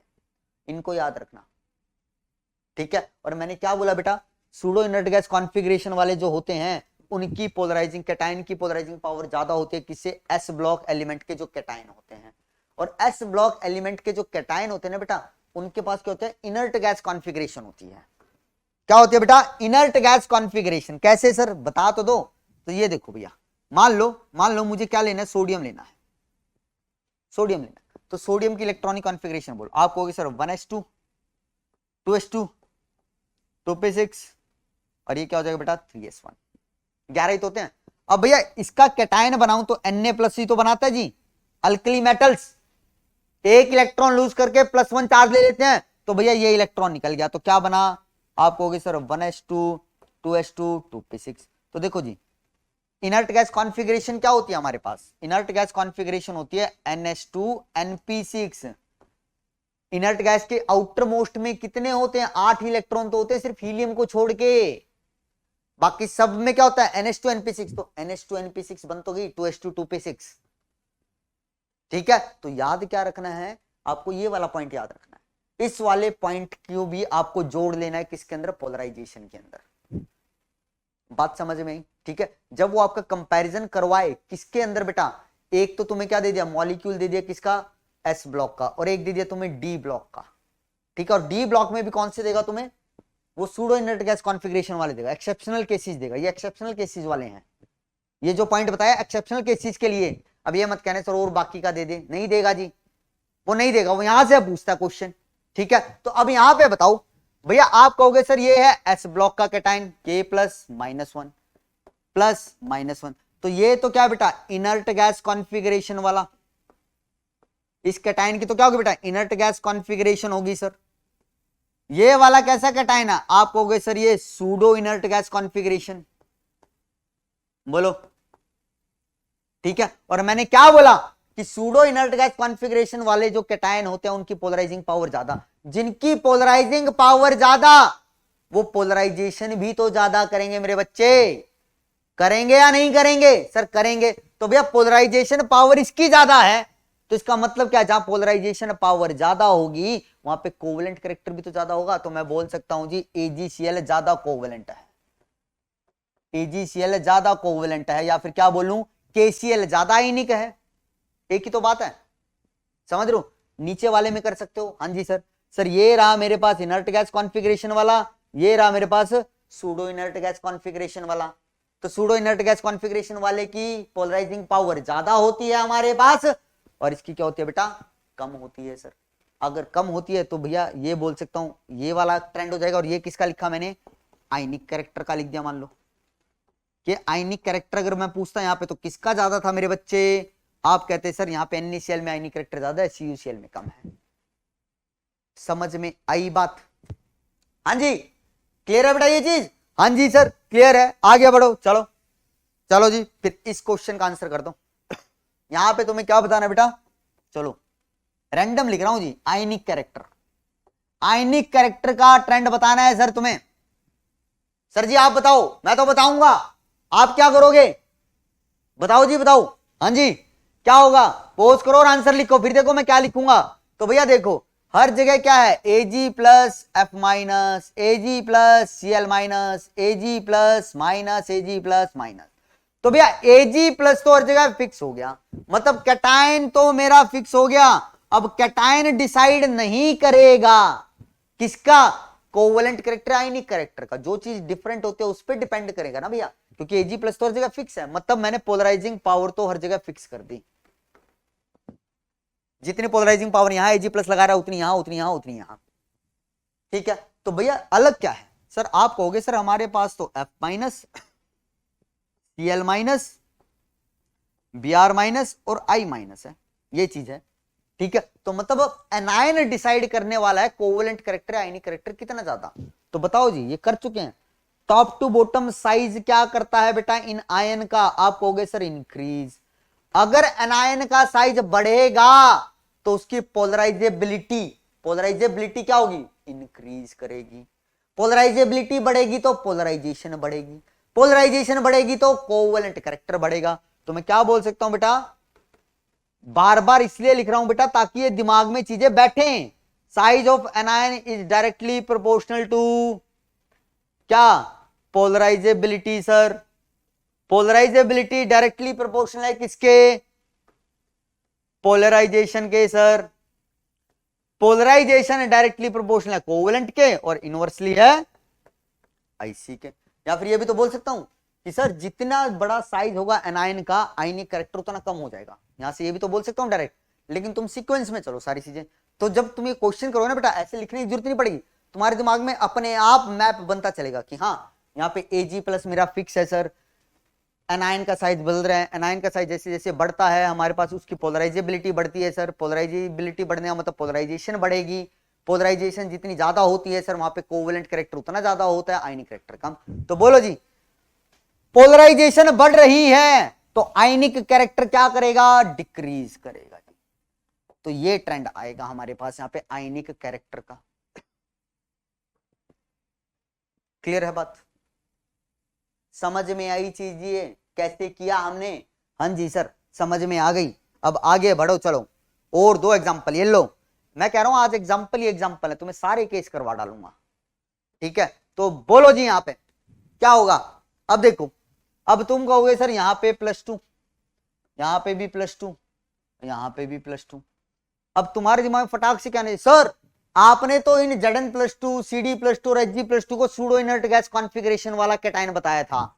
अब ये भी बताया ना, देखो ये रहा कि सर ये तो सूडो इनर्ट गैस कॉन्फ़िगरेशन वाले हैं तो इनकी पोलराइजिंग पावर बहुत ज्यादा। लेकिन मेरे बच्चे ये तो देखो यहाँ पे तो आपस में कंपैरिजन ही किसका चल रहा है? सूडो इनर्ट गैस कॉन्फ़िगरेशन वाले कैटायंस का। वो तो एस ब्लॉक से जब कंपैरिजन करते थे तब हम बोलते थे कि sir pseudo inert gas configuration वालों की पोलराइजिंग पावर ज्यादा होती है उन कैटायंस की। किससे? जो इनर्ट गैस कॉन्फ़िगरेशन रखते हैं जो कैटायन, उनसे। मतलब डी और एस ब्लॉक वाला वो केस चलता था हमारे पास। तो अब यहां कैसे निकाल लेंगे? तो अब याद करो जेड इफेक्टिव, मैंने तुम्हें जेड इफेक्टिव बताया था। तो भैया तुम्हें पता है जब मैं जिंक +2 ऊपर आता है, Cd+2 ऊपर आता है और Hg+2 नीचे आता है, तो भैया टॉप टू बॉटम एक ही ग्रुप के तो हैं ये, 12th ग्रुप में आते हैं ना। मॉडर्न पीरियोडिक टेबल के अकॉर्डिंग कौन से ग्रुप में आते हैं बेटा? ये 12th ग्रुप के अंदर आते हैं सर। तो टॉप टू बॉटम जब आता हूं तो भैया यहां पे जेड इफेक्टिव इंक्रीज करता है। तो भैया जेड इफेक्टिव इंक्रीज करने का मतलब क्या है? जेड इफेक्टिव ज्यादा होने का मतलब क्या है? कि भैया फोर्स ऑफ अट्रैक्शन ज्यादा लगेगी। अगर फोर्स ऑफ अट्रैक्शन ज्यादा लगेगी तो इसका मतलब पोलराइजिंग पावर ज्यादा होगी। तो मैं क्या बोल सकता हूं? जैसे जैसे जेड इफेक्टिव बढ़ेगा ऊपर से नीचे, पोलराइजिंग पावर भी तो ज्यादा होगी। पोलराइजिंग पावर ज्यादा होगी तो इसका मतलब क्या है? कोवेलेंट कैरेक्टर ज्यादा होगा। क्यों? क्योंकि पोलराइजेशन ज्यादा हो जाएगी। तो भैया कैटायन अलग था, एनायन सेम था, तो अब डिसाइड कोवेलेंट कैरेक्टर को कौन करने वाला था? कैटायन करने वाला था। हमने देखा सर चार्ज सब पे सेम है, चार्ज सब पे सेम है। तो भैया यहां पे जो हमने डिसीजन लिया किसके बेस पे लिया? जेड इफेक्टिव के बेस पे लिया। अब याद रखना ये पॉइंट, ये तुम्हें पता ही होना चाहिए चीज। तो इसीलिए ये केस मैं तुम्हें करवा रहा हूं ताकि तुम्हारे दिमाग में ये चीजें बैठें। ठीक है, तो भैया निकाल के देख लेना, जेड इफेक्टिव मेरा बढ़ता है यहाँ पे। अगर जेड इफेक्टिव बढ़ेगा तो मतलब फोर्स ऑफ अट्रैक्शन बढ़ेगी। समझ में आता नहीं? तो जेड इफेक्टिव बढ़ने का मतलब क्या है? तो फोर्स ऑफ अट्रैक्शन बढ़ने का मतलब क्या? पोलराइजेशन पावर बढ़ गई सर कैटायन की, तो ज्यादा पोलराइजिंग पावर इसकी है। ठीक है, तो मैं क्या बोल सकता हूं बेटा? Zn+2, Cd+2 और Hg+2 ये किसका ऑर्डर है बेटा? पोलराइजिंग पावर का। तो पोलराइजिंग पावर जितनी ज्यादा होगी, पोलराइजेशन ज्यादा, कोवेलेंट कैरेक्टर उतना ज्यादा। तो भैया ये ऑर्डर आ जाएगा कोवेलेंट कैरेक्टर का। बोलो आ जाएगा जी? क्लियर है ये बात? ठीक है सर, क्लियर है। आगे चलो, चलो जी अब इसमें बोल दो, ये इंपॉर्टेंट है। ये इंपॉर्टेंट है जी। क्यों इंपॉर्टेंट है अभी समझ में आ जाएगा तुम्हें, क्योंकि भैया यहां पे चीजें तुम्हें पता होगी तभी लगा पाओ। भैया कुछ ऐसे क्वेश्चन भी तो होते हैं ना जो चीजें तुम्हें पता होगी तभी कर पाओगे, तो ये ऐसे क्वेश्चन यहाँ कोई लॉजिक नहीं, मतलब तुम्हें बता तो दूंगा लेकिन ये तुम याद ही रखना इसे कि हाँ अगर ऐसा कंपैरिजन करवाया जाए तो आंसर ये है। ठीक है, तो इनको भैया अलग से लिखा करो। जो ऐसे तुम्हें क्वेश्चन बताता हूं ना कि सर यहां पे तो ये वाला था, हमें तो पता ही नहीं चलता, तो कैसे करें। ठीक है, देखो पहले लॉजिकली चलते हैं। यहां पे क्या है Al+3, यहां पे क्या है O-2, यहां पे क्या है Al+3, यहां पे क्या है Cl-। तो भैया लॉजिक से देखोगे तो भैया कैटायन सेम है, तो कैटायन की पोलराइजिंग पावर फिक्स होगी। अब एनायन डिसाइड करेगा पोलराइजेशन कहां ज्यादा होगी, तो भैया O-2 और Cl-, तो चार्ज कहां ज्यादा, तो आप कहोगे सर O-2 पे, तो मतलब इसकी पोलराइजेबिलिटी ज्यादा, पोलराइजेशन ज्यादा, तो कोवेलेंट कैरेक्टर ज्यादा। तो मतलब ये जब दोनों कैटायन एनायन जुड़ेंगे तो पोलराइजेशन यहां ज्यादा आएगी। ठीक है, कौन बता रहा बेटा ये हमें, ये जो हमने अभी तक पढ़ा है, जो कॉन्सेप्ट हमने पढ़ा है उसके बेसिस पे लगाया कि साइज जैसे जैसे कैटायन पे चार्ज एनायन पे चार्ज बढ़ेगा तो भैया उसकी पोलराइजेशन बढ़ती है, पोलराइजेशन बढ़ने से क्या होगा हमारा कोवेलेंट कैरेक्टर बढ़ेगा। तो अकॉर्डिंग टू कॉन्सेप्ट क्या है, अकॉर्डिंग टू कॉन्सेप्ट क्या आ रहा है बेटा हमारे पास, कॉन्सेप्ट के अकॉर्डिंग आ रहा है जी हमारे पास कि सर Al2O3 के अंदर कोवेलेंट कैरेक्टर ज्यादा होगा किससे, AlCl3। ये कोवेलेंट कैरेक्टर का लिखा मैंने, किसका लिखा बच्चे, सर आपने लिखा ये कोवेलेंट कैरेक्टर का, जो कि एकदम गलत है। ऐसा नहीं होता जी, कोवेलेंट कैरेक्टर ज्यादा होता है किसके अंदर, हमारे AlCl3 के अंदर। क्या होता है बेटा, AlCl3 के अंदर कोवेलेंट कैरेक्टर ज्यादा होता है। अब कहोगे सर क्यों होता है, तो भैया इसको ना तुम आगे चल के पढ़ोगे पी ब्लॉक में। जो कोवेलेंट बॉन्डेड एट मॉलिक्यूल्स होते हैं ना वो क्या कर सकते हैं आपस में बेटा, बहुत सारे आपस में मॉलिक्यूल जुड़ के क्या बना सकते हैं, एक जाइंट मॉलिक्यूल बना सकते हैं, वो सिर्फ कोवेलेंट वाले ही कर सकते हैं। ठीक है, जिनके अंदर कोवेलेंट कैरेक्टर ज्यादा होता है ना वही जाइंट मॉलिक्यूल बना सकते हैं, आपस में बहुत सारे मॉलिक्यूल जुड़ जाएंगे। ठीक है, तो भैया आगे चल के तुम पढ़ोगे कि जो मेरा एल्यूमिनियम है ना ये किस फॉर्म में एग्जिस्ट करता है, Al2Cl6 फॉर्म में करता है। और ये इसीलिए कर पाता है, देखो मैंने दो AlCl3 जोड़ दिए ना आपस में, और ये तभी जुड़ पाए जब क्या हो रहा है बेटा यहाँ पे कोवेलेंट कैरेक्टर था। अगर आयनिक कैरेक्टर होता ना तो ये ऐसे नहीं जुड़ पाते, ये ऐसे नहीं जुड़ पाते। और Al2O3 मेरा इसी फॉर्म में एग्जिस्ट करता है जी, ये ऐसा नहीं है कि दूसरे Al2O3 मॉलिक्यूल इसके अंदर जुड़ जाएगा और क्या बनेगा Al4O6, नहीं नहीं बन सकता। क्यों, क्योंकि यहाँ पे आयनिक कैरेक्टर ज्यादा होता है इसके कंपैरिजन में, इसलिए होती है जी ये कहानी। तो ये वहां से बोला गया, पहले तो साइंटिस्टों ने यही सोचा था फजांस के अकॉर्डिंग ये होना चाहिए, लेकिन जब बाद में एक्सपेरिमेंट्स किए ना, अब भैया आयनिक कैरेक्टर किसके अंदर कितनी परसेंटेज है कितनी नहीं है वो हम क्या करते हैं बेटा कैलकुलेट कर सकते हैं। अब याद करो हैनी स्मिथ इक्वेशन, डाइपोल मोमेंट, उसके मैंने तरीके तुम्हें बताए और बाकी एक्सपेरिमेंट से भी कर सकते हैं। तो जब बाद में एक्सपेरिमेंट्स हुए, रिसर्च हुई इनके ऊपर, तो पता क्या चला कि सर AlCl3 के अंदर कोवेलेंट कैरेक्टर ज्यादा है इन कंपैरिजन टू Al2O3। तो इसीलिए मैंने बोला ये स्पेशल केस है, इसको याद रखना। और जो ऐसे केसेस तुम्हें दिखे ना उनको उठा के अलग रखा करो कहीं पे, नोट्स के बीच में लिख देते हो ना बेटा तो जब रिवाइज करोगे तो उन पे नजर नहीं जाएगी। अगर इनको अलग से कहीं पे लिख दोगे ना तो तुम्हें पता है कि भैया ऐसे केसेस मैंने वहां पे लिखे हो, तो उन पे जाके नजर मार लोगे। और जो तुम्हारा जेई मेंस वगैरह होते हैं ना बेटा उसके अंदर ऐसे क्वेश्चन एक्सेप्शन चीजें पूछता है वो, अगर पता होगी फटाक से लगाओगे आंख बंद करके, वरना अगर कॉन्सेप्ट में उलझ गए तो गलत लगा के आ जाओगे और फिर क्या कहोगे कि सर आपने तो गलत पढ़ा दिया, हमें हमारा क्वेश्चन गलत करवा दिया। नहीं जी, मैंने तो बोला कि भैया ये देखो थोड़ा सा उल्टा हो गया मेरा। तो ये एक्सपेरिमेंटल ड्रिवन चीजें होती, समझे बात, क्लियर हुई जी ये चीज। चलो सर आगे बढ़ो। तो भैया मेरे ख्याल से अब आपको चीजें क्लियर हो गई होंगी कि भैया किसी मॉलिक्यूल के अंदर हमें कोवेलेंट कैरेक्टर निकालना हो या फिर आयनिक कैरेक्टर निकालना हो तो कैसे निकालते हैं। ठीक है, कहां पे आयनिक कैरेक्टर ज्यादा होगा, कहां पे कोवेलेंट कैरेक्टर ज्यादा होगा, ये तुम बहुत अच्छे से बता सकते हो। क्लियर है बात, ठीक है सर, ठीक है। अब इसके बाद बेटा तुम्हें कुछ और चीजें पूछता है यहाँ पे, वो तुमसे मेल्टिंग पॉइंट, ठीक है, ये कलर के बारे में पूछता है। तो भैया मेल्टिंग पॉइंट और कलर का तुम कैसे रिलेशन निकालोगे। मान लो तुम्हें कुछ मॉलिक्यूल दिए, और पूछा जी कि बताओ किसका मेल्टिंग पॉइंट ज्यादा है यहाँ पे, किसका कम है, या increasing order of melting point या decreasing order of melting point में रखो, ठीक है। या फिर कलर बोलो जी, कलर किसका ज्यादा गाढ़ा होगा, किसका हल्का होगा, ये बताओ हमें, ठीक है। तो उसके लिए तुम्हें सिर्फ 2 चीजें बता रहा हूं, बाकी सब अपने आप कर डालोगे। क्या बता रहा हूं बेटा, क्या बता रहा हूं, याद रखना बेटा, मेल्टिंग पॉइंट जो होता है वो डायरेक्टली प्रोपोर्शनल होता है आयनिक कैरेक्टर के। मतलब क्या सर, जहां पे आयनिक कैरेक्टर ज्यादा होगा वहां पे मेल्टिंग पॉइंट भी ज्यादा होगा, ठीक है सर। पहला पॉइंट ये हो गया। या फिर इसको क्या बोल सकता हूं बेटा, इसको ऐसे भी तो बोल सकता हूं कि melting point is inversely proportional to क्या सर, कोवेलेंट कैरेक्टर। क्या बच्चे आप कहोगे सर कोवेलेंट कैरेक्टर, बहुत बढ़िया सर। कोवेलेंट कैरेक्टर जहां पे जितना ज्यादा होगा वहां पे मेल्टिंग पॉइंट उतना कम हो जाएगा हमारे पास, ठीक है। तो भैया इन 2 पॉइंट से मैं क्या बोल सकता हूं, इन 2 पॉइंट से मैं ये बोल सकता हूं कि सर जहां पे आयनिक कैरेक्टर ज्यादा होगा ना, आयनिक कैरेक्टर जहां पे ज्यादा होगा उन मॉलिक्यूल्स का मेल्टिंग पॉइंट ज्यादा होगा। किससे, किससे, कोवेलेंट कैरेक्टर वाले मॉलिक्यूल से, ठीक है। ये बड़ा इंपॉर्टेंट पॉइंट लिखा जी मैंने। कैसे सर, एग्जांपल दे दो, चलो देख लो। जैसे देखो सिंपल से एग्जांपल ले रहा हूं, बाकी कोवेलेंट कैरेक्टर आयनिक कैरेक्टर तो तुम निकाल ही लोगे, तो वहां पे इस पॉइंट को लगाते हो मेल्टिंग पॉइंट बोल देना। जैसे मैंने बोला SF2 SF4, मैंने कहा जी बताओ मेल्टिंग पॉइंट किसका कम किसका ज्यादा, तो तुम क्या कहोगे सर, पहले तो ये निकालो आयनिक कैरेक्टर कहां ज्यादा है और कहां पे कम है। तो आपने ये कहा कि सर यहाँ पे S+2 है, यहाँ पे S+4 है, तो जितना ज्यादा चार्ज होता है कैटायन पे उसकी पोलराइजिंग पावर उतनी ज्यादा, वहां पे कोवेलेंट कैरेक्टर उतना ज्यादा।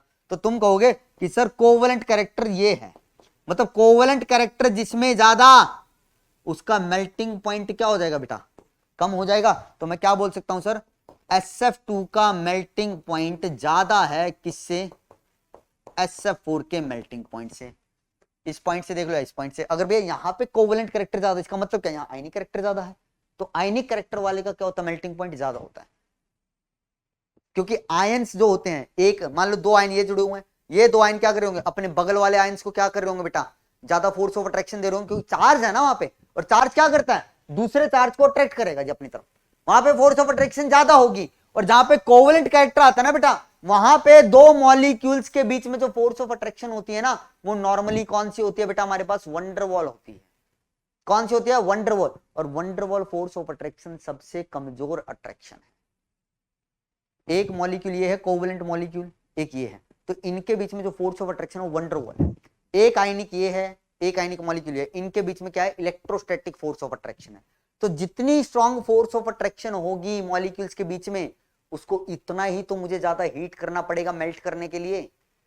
मेल्ट करने का मतलब क्या है, मॉलिक्यूल्स को अलग करना और लिक्विड फॉर्म में लेके आना। जितना मुश्किल से ये अलग होंगे उतना ज्यादा टेम्परेचर, जितना आसानी से ये अलग हो सकता है मतलब उतने कम टेम्परेचर देती है, अलग हो जाएंगे और मेल्ट हो जाएंगे। तो वही तो फंडा लगा रहा हूं, ठीक है। पीछे अब तुमने क्या किया बेटा, आयनिक कैरेक्टर कोवेलेंट कैरेक्टर हर जगह पढ़ लिया, अब तुम उनको मेल्टिंग पॉइंट के इंक्रीजिंग डिक्रीजिंग ऑर्डर में भी तो अरेंज कर सकते हो, बोलो हाँ या ना। तो तुम्हारा काम क्या रहेगा, अभी जो मैंने पीछे करवाया ना, तुम्हें पीछे क्वेश्चन करवाए हैं, वहां पे तुम अब साथ के साथ मेल्टिंग पॉइंट का इंक्रीजिंग और डिक्रीजिंग ऑर्डर लिखना। मतलब जहां पे मैंने कोवेलेंट कैरेक्टर का इंक्रीजिंग ऑर्डर लिखा है, तो वहां पे मेल्टिंग पॉइंट का डिक्रीजिंग ऑर्डर लिखना, उल्टा रिवर्स लिखना जी, ठीक है, इन पॉइंट्स को यूज करते हुए। लेकिन खेल यहां खत्म नहीं हुआ।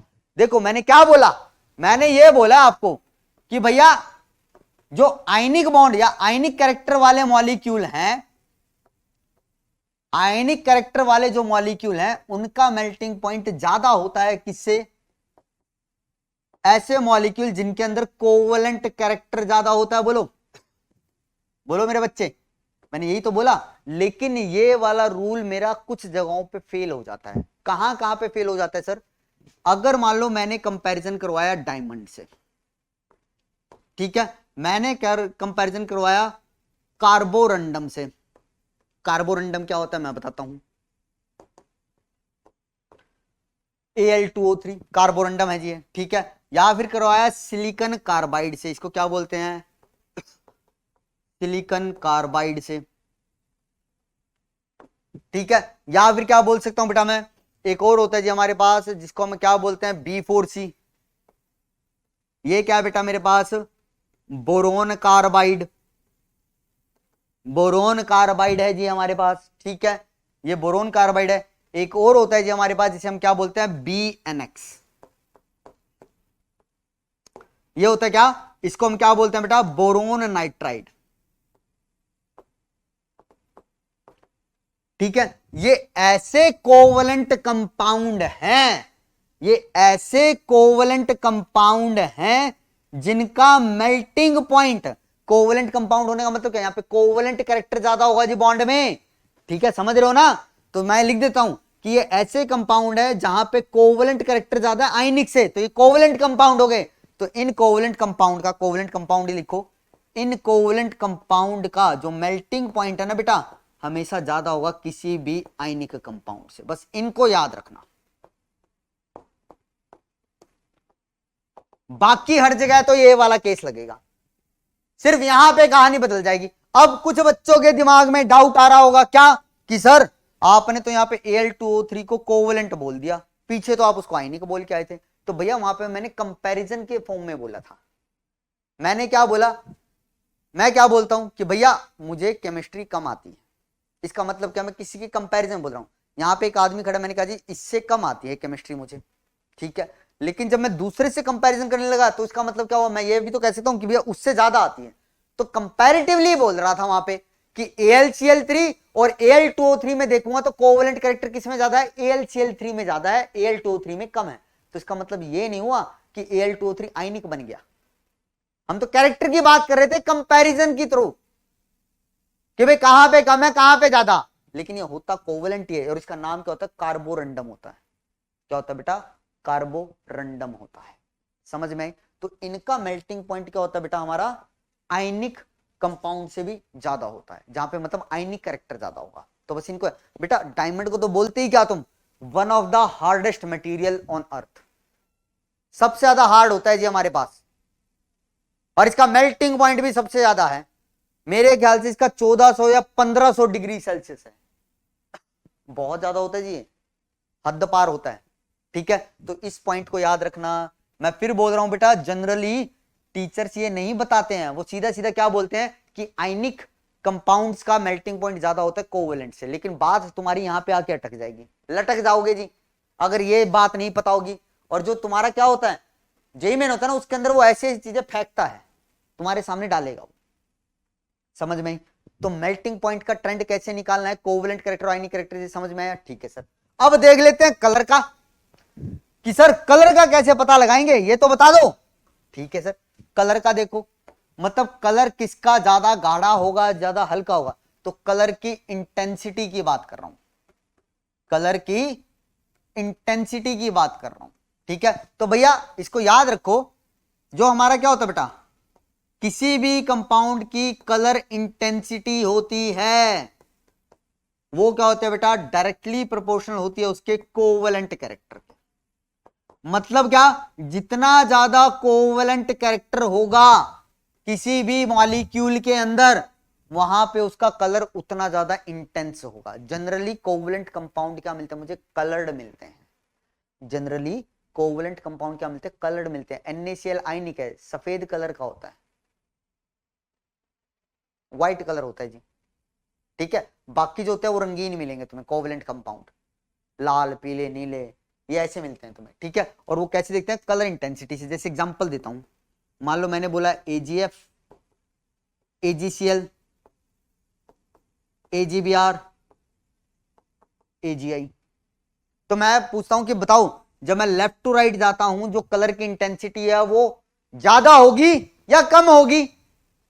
ठीक है, कलर इंटेंसिटी का ट्रेंड बताना है तुम्हें, तो तुम पहले क्या करो, यहां पे कोवेलेंट कैरेक्टर आयनिक कैरेक्टर निकालो, क्योंकि सर कलर इंटेंसिटी का आपने हमें बताया कोवेलेंट कैरेक्टर के डायरेक्ट रिलेशन में है। तो कोवेलेंट कैरेक्टर अगर लेफ्ट टू राइट बढ़ेगा तो कलर इंटेंसिटी बढ़ेगी, कोवेलेंट कैरेक्टर अगर डिक्रीज करेगा तो कलर इंटेंसिटी भी कम करेगी। तो भैया अभी अभी तो हम पढ़ के आए थे पीछे, कोवेलेंट कैरेक्टर बढ़ता है इस तरफ, बोलो, ये चीज तो मैंने अभी पीछे एक्सप्लेन तो की थी भैया आपको। हाँ जी, क्योंकि भैया Ag plus Ag plus Ag plus Ag plus हर जगह सेम, चेंज क्या हो रहा है, F minus Cl minus Br minus I minus, anion change हो रहे हैं, एनायन पे चार्ज सेम हो गया, साइज बढ़ रहा है, और एनायन का साइज बढ़ने पे क्या होता है, जिसकी पोलराइजेशन बढ़ती है, और पोलराइजेशन बढ़ने मतलब कोवेलेंट कैरेक्टर बढ़ेगा। तो कोवेलेंट कैरेक्टर अगर इस तरफ इंक्रीज कर रहा है, कोवेलेंट कैरेक्टर अगर इंक्रीज कर रहा है, तो मैं क्या बोलूंगा सर, यहां पे कलर इंटेंसिटी भी क्या करेगी, इंक्रीज करेगी।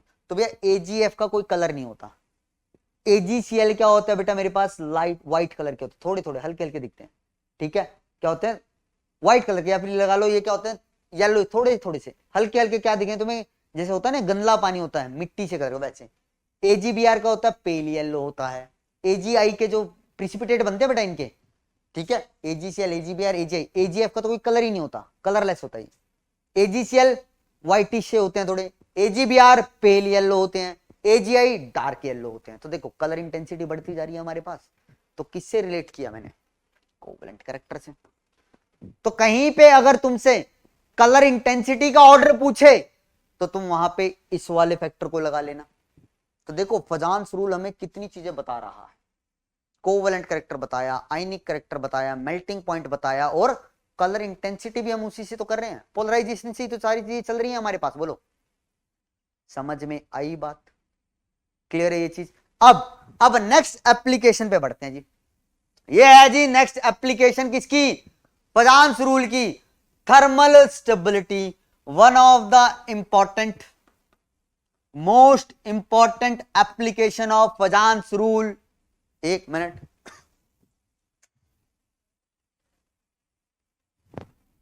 ठीक है भैया, यहां पे हमें क्या बताना है, थर्मल स्टेबिलिटी के बारे में बातें करनी है, ठीक है, बहुत ढंग से समझना चाहिए, इंपॉर्टेंट है, आसान है, बहुत आसान करके बताऊंगा ये चीजें तुम्हें मैं, ठीक है, बहुत आसान करके बताऊंगा कि फटाक से आंसर निकाल दो, क्या कर दो कि सर फटाक से आंसर निकाल देंगे हम, ठीक। तो भैया होगा क्या, जैसे अभी पीछे मैंने तुम्हें कंपाउंड्स दिए थे ना, वैसे ही तुम्हें वो वहां पे कंपाउंड्स देगा, क्या करेगा, वैसे ही कंपाउंड देगा और पूछेगा कि बताओ किसकी थर्मल स्टेबिलिटी ज्यादा है, किसकी थर्मल स्टेबिलिटी कम है। तो भैया इससे पहले क्या करो, इससे पहले ये समझो कि थर्मल स्टेबिलिटी का मतलब क्या है, ठीक है, पहले थर्मल स्टेबिलिटी का मतलब समझ लो ताकि तुम्हें चीजें आसानी से पता चल सके। बेटा थर्मल स्टेबिलिटी का मतलब ये है कि भैया किसी कंपाउंड को, किसी मॉलिक्यूल को कितना टेम्परेचर दें ताकि वो टूट जाए। अब मान लो इसको ऐसे समझो मेरे पास ये दो कंपाउंड है, वेट, दिख रहे हैं, एक कंपाउंड ये, एक कंपाउंड ये, ठीक, मुझे पता लगाना है कि इनमें से ज्यादा थर्मल स्टेबल कौन है। थर्मल स्टेबल का मतलब क्या होता है कि कौन ज्यादा टेम्परेचर को सहन कर सकता है, ठीक है।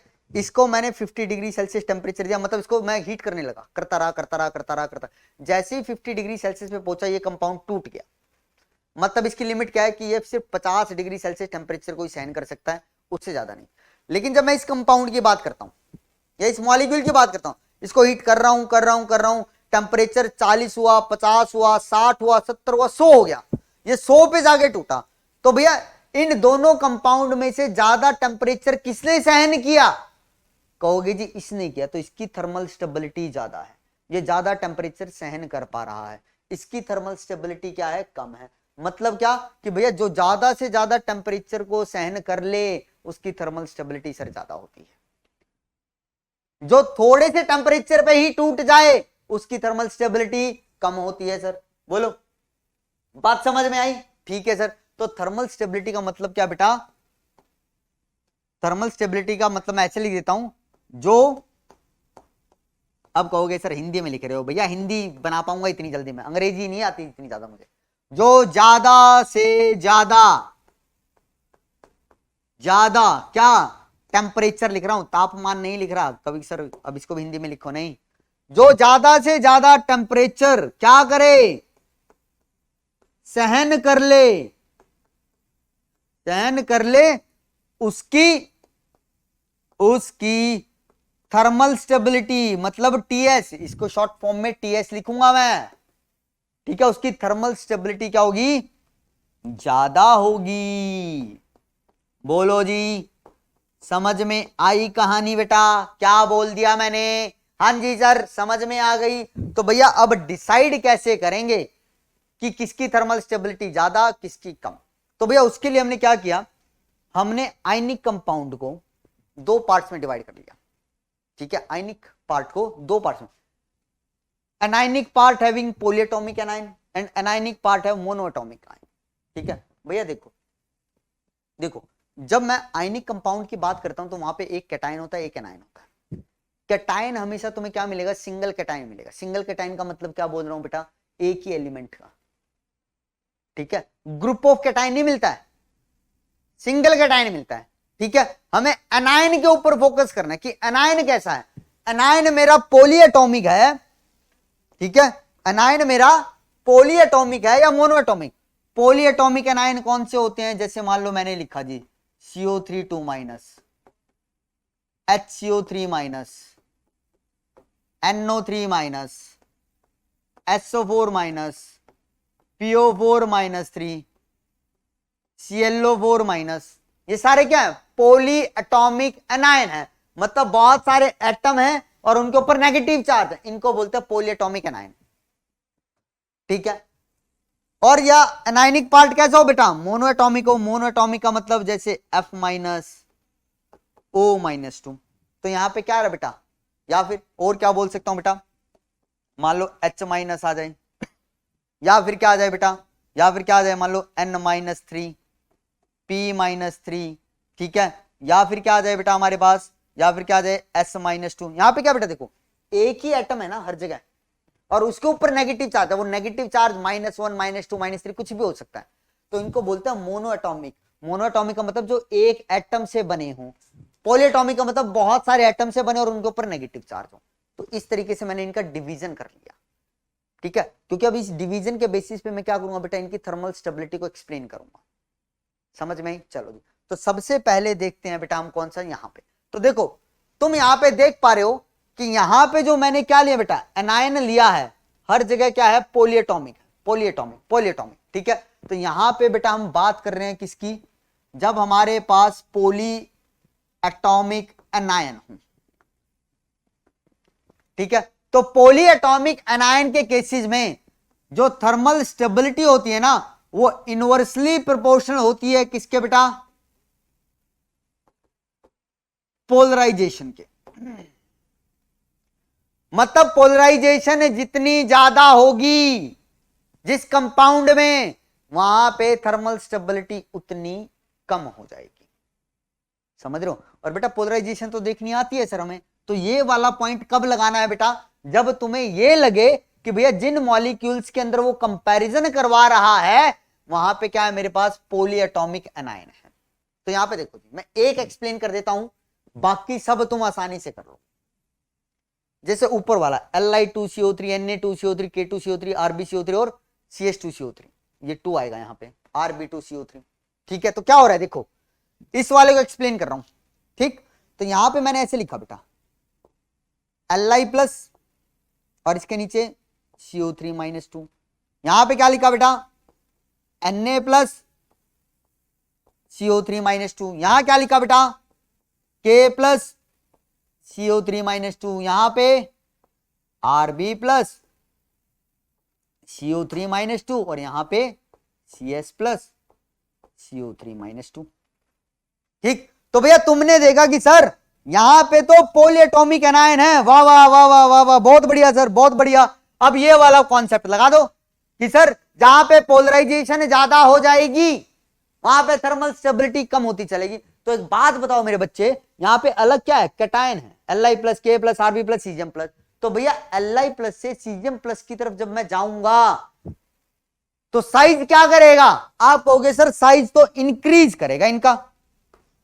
भैया Li प्लस से सीजियम प्लस की तरफ जाने पे साइज इंक्रीज किया, तो भैया कैटायन की पोलराइजिंग पावर जितनी ज्यादा होती है वहां पे पोलराइजेशन उतनी ज्यादा। ये पढ़ के आ चुके हैं, मैं फिर बोल रहा हूं, अब मैं चीजें लिख नहीं रहा हूं, अब वर्बली बता रहा हूं, तुम्हें भी ऐसी क्वेश्चन करना और यही प्रैक्टिस करनी है। अभी जो चीजें मैं बोल रहा हूं तुम भले ही लिख लो, लेकिन प्रैक्टिस ऐसी करनी। आप कहोगे कि सर यहां पे डिफरेंट मेरे पास कैटायन है, तो जो पोलराइजेशन है ना, अब वो कहां किस पे डिपेंड करेगी, मेरे पास इन कैटायन के ऊपर करेगी। तो हमें पता है सर पोलराइजेशन उतनी ज्यादा होती है जितनी ज्यादा कैटायन की पोलराइजिंग पावर होती है। और कैटायन की पोलराइजिंग पावर डिपेंड करती है दो फैक्टर पे, चार्ज पे। चार्ज जितना ज्यादा पोलराइजेशन उतनी ज्यादा। तो सर चार्ज तो सेम है, चार्ज के बेस पे नहीं गए। साइज पे देखो, साइज जितना छोटा होगा कैटायन का पोलराइजिंग पावर उतनी ज्यादा। पोलराइजिंग पावर ज्यादा होने का मतलब क्या है सर? पोलराइजेशन ज्यादा। पोलराइजेशन ज्यादा होने का मतलब क्या है सर? थर्मल स्टेबिलिटी कम। ठीक है, तो आपने कहा कि सर सबसे बड़ा साइज है सीजियम प्लस का, तो मैं क्या ये चीज लिख सकता हूं बेटा कि भैया पोलराइजिंग पावर किसकी ज्यादा है? ये पोलराइजिंग पावर का ट्रेंड है, बोलो। तो पोलराइजिंग पावर सबसे ज्यादा इसकी, तो मतलब ये पोलराइजेशन ज्यादा करेगा CO3 माइनस की। अगर इसकी पोलराइजेशन ज्यादा होगी तो इसकी थर्मल स्टेबिलिटी सबसे कम। इसकी पोलराइजिंग पावर सबसे कम है तो मतलब इसकी पोलराइजेशन कम कर पाएगा। अगर पोलराइजेशन कम कर पाएगा, पोलराइजेशन कम करने का मतलब क्या है? इसकी थर्मल स्टेबिलिटी सबसे ज्यादा। तो भैया ट्रेंड मेरे पास ये आएगा थर्मल स्टेबिलिटी का। तो याद रखो, आंख बंद करके याद रखो ये बात कि अगर तुम्हें पॉली एटॉमिक एनायन दिख जाए और वहां पे थर्मल स्टेबिलिटी का ऑर्डर पूछे तो top to bottom thermal stability हमेशा इंक्रीज करती है। ठीक है, तो यहां पे हर जगह ऑर्डर ये आने वाला है बच्चे तुम्हारा। निकाल के देख लेना, निकाल के देख लेना जी, गलत नहीं कह रहा, क्योंकि ये वाला फैक्टर लगेगा। अब कई बच्चों के खुराफाती दिमाग में क्या आता है कि सर अगर मेरे पास पॉली एटॉमिक एनायन अलग अलग कर दे फिर क्या करेंगे? भैया नहीं करेगा वो, फिर वो डाटाबेस बन जाएगा। वो तुम्हें पॉली एटॉमिक एनायन फिक्स करके ही देगा, समझ रहे हो? वो तुम्हें पॉली एटॉमिक एनायन फिक्स करेगा, वो बदलेगा क्या? कैटायन को बदलेगा। और कैटायन के लिए फिर तुम ये वाला फैक्टर लगा लेना, पोलराइजेशन जो ज्यादा कैटायन कर देगा उसकी थर्मल स्टेबिलिटी कम। या फिर बोलो covalent character, thermal stability inversely relation है कोवेलेंट कैरेक्टर के। कोवेलेंट कैरेक्टर जहां पे ज्यादा होगा थर्मल स्टेबिलिटी कम।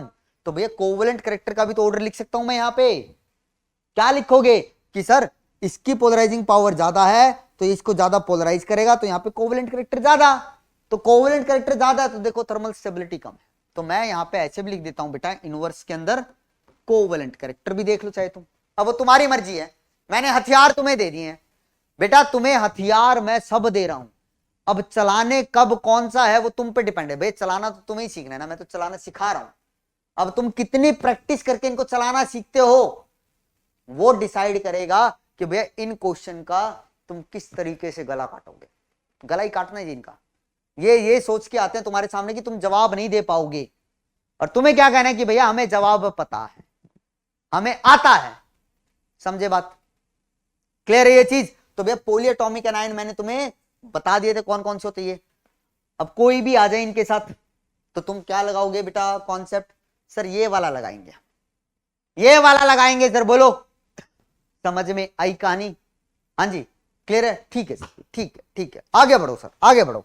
चलो जी यहां पे बोल दो पॉली एटॉमिक एनायन दिख रहा है सर, तो यहां पे भी क्या बोलेंगे? Thermal stability is inversely proportional to polarisation बोल दो सर, या फिर क्या बोल दो सर यहां पे आप? कोवेलेंट कैरेक्टर बोल दो, या फिर थर्मल स्टेबिलिटी डायरेक्टली प्रोपोर्शनल किसके बोल सकता हूं बेटा? आयनिक कैरेक्टर के। कुछ भी बोल लो, तुम्हारी मर्जी है, तुम्हारी मर्जी है जी। मैं तो सिर्फ पोलराइजेशन से बता देता हूं, क्योंकि पोलराइजेशन से तुम कोवेलेंट और आईसी दोनों निकाल सकते हो, तो उसको रिलेट कर लो थर्मल स्टेबिलिटी से। समझ में आई बात? क्लियर है? तो ये तुम्हारा होमवर्क। होमवर्क क्या है सर? अभी तो आप पीछे बोल के आए हो कि पॉली एटॉमिक अगर एनायन है और थर्मल स्टेबिलिटी पूछ रहा है तो टॉप टू बॉटम हमेशा इंक्रीज करेगी थर्मल स्टेबिलिटी। तो यहां पे भी क्या करेगी? Left right left right left right left right left right increase करेगी। कोई डाउट नहीं होना चाहिए, लेकिन फिर भी करना भैया। समझ में आई बात? क्लियर है ये चीज? ठीक है सर जी, क्लियर है हमारे पास। चलो चलो आगे बढ़ो। अब नेक्स्ट क्या है बेटा हमारे पास? देखो आयनिक पार्ट में मैंने एनायन को दो पार्ट्स में डिवाइड किया था ना। अब दूसरे की बात करूं, जब मोनो एटॉमिक एनायन, मतलब एनायन क्या हो? सिंगल एटम से बना हो, तो उस केस में थर्मल स्टेबिलिटी अगर तुमसे पूछे तो कैसे जवाब दोगे? ठीक है, तो वहां पे तुम्हें ये वाला पॉइंट याद रखना है।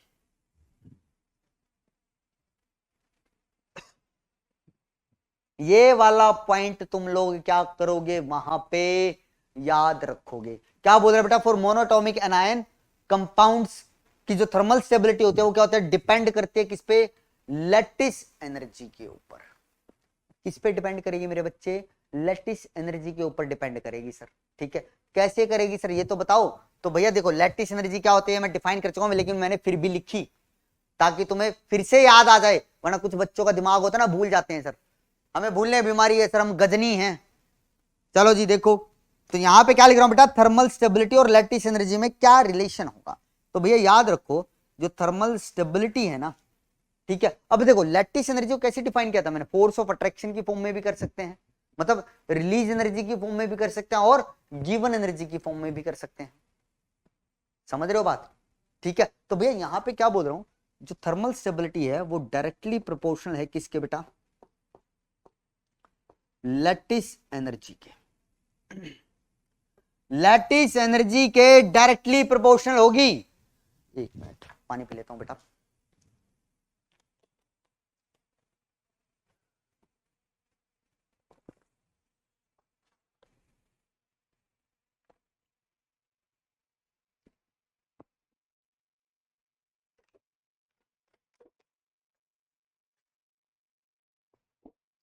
हाँ जी, तो मोनो एटॉमिक एनायन के लिए क्या याद रखोगे बेटा, ये वाला पॉइंट याद रखोगे।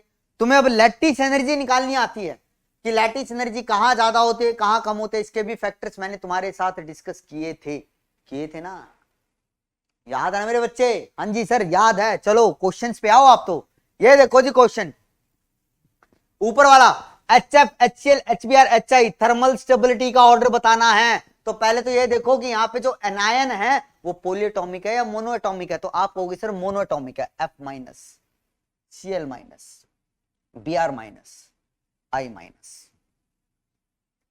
ठीक है, तो भैया F minus, Cl minus, Br minus, I minus सब क्या है, मोनोएटॉमिक एनायन है। तो अब यहाँ पे जो थर्मल स्टेबिलिटी होगी सर वो डायरेक्टली प्रोपोर्शनल होगी लैटिस एनर्जी के।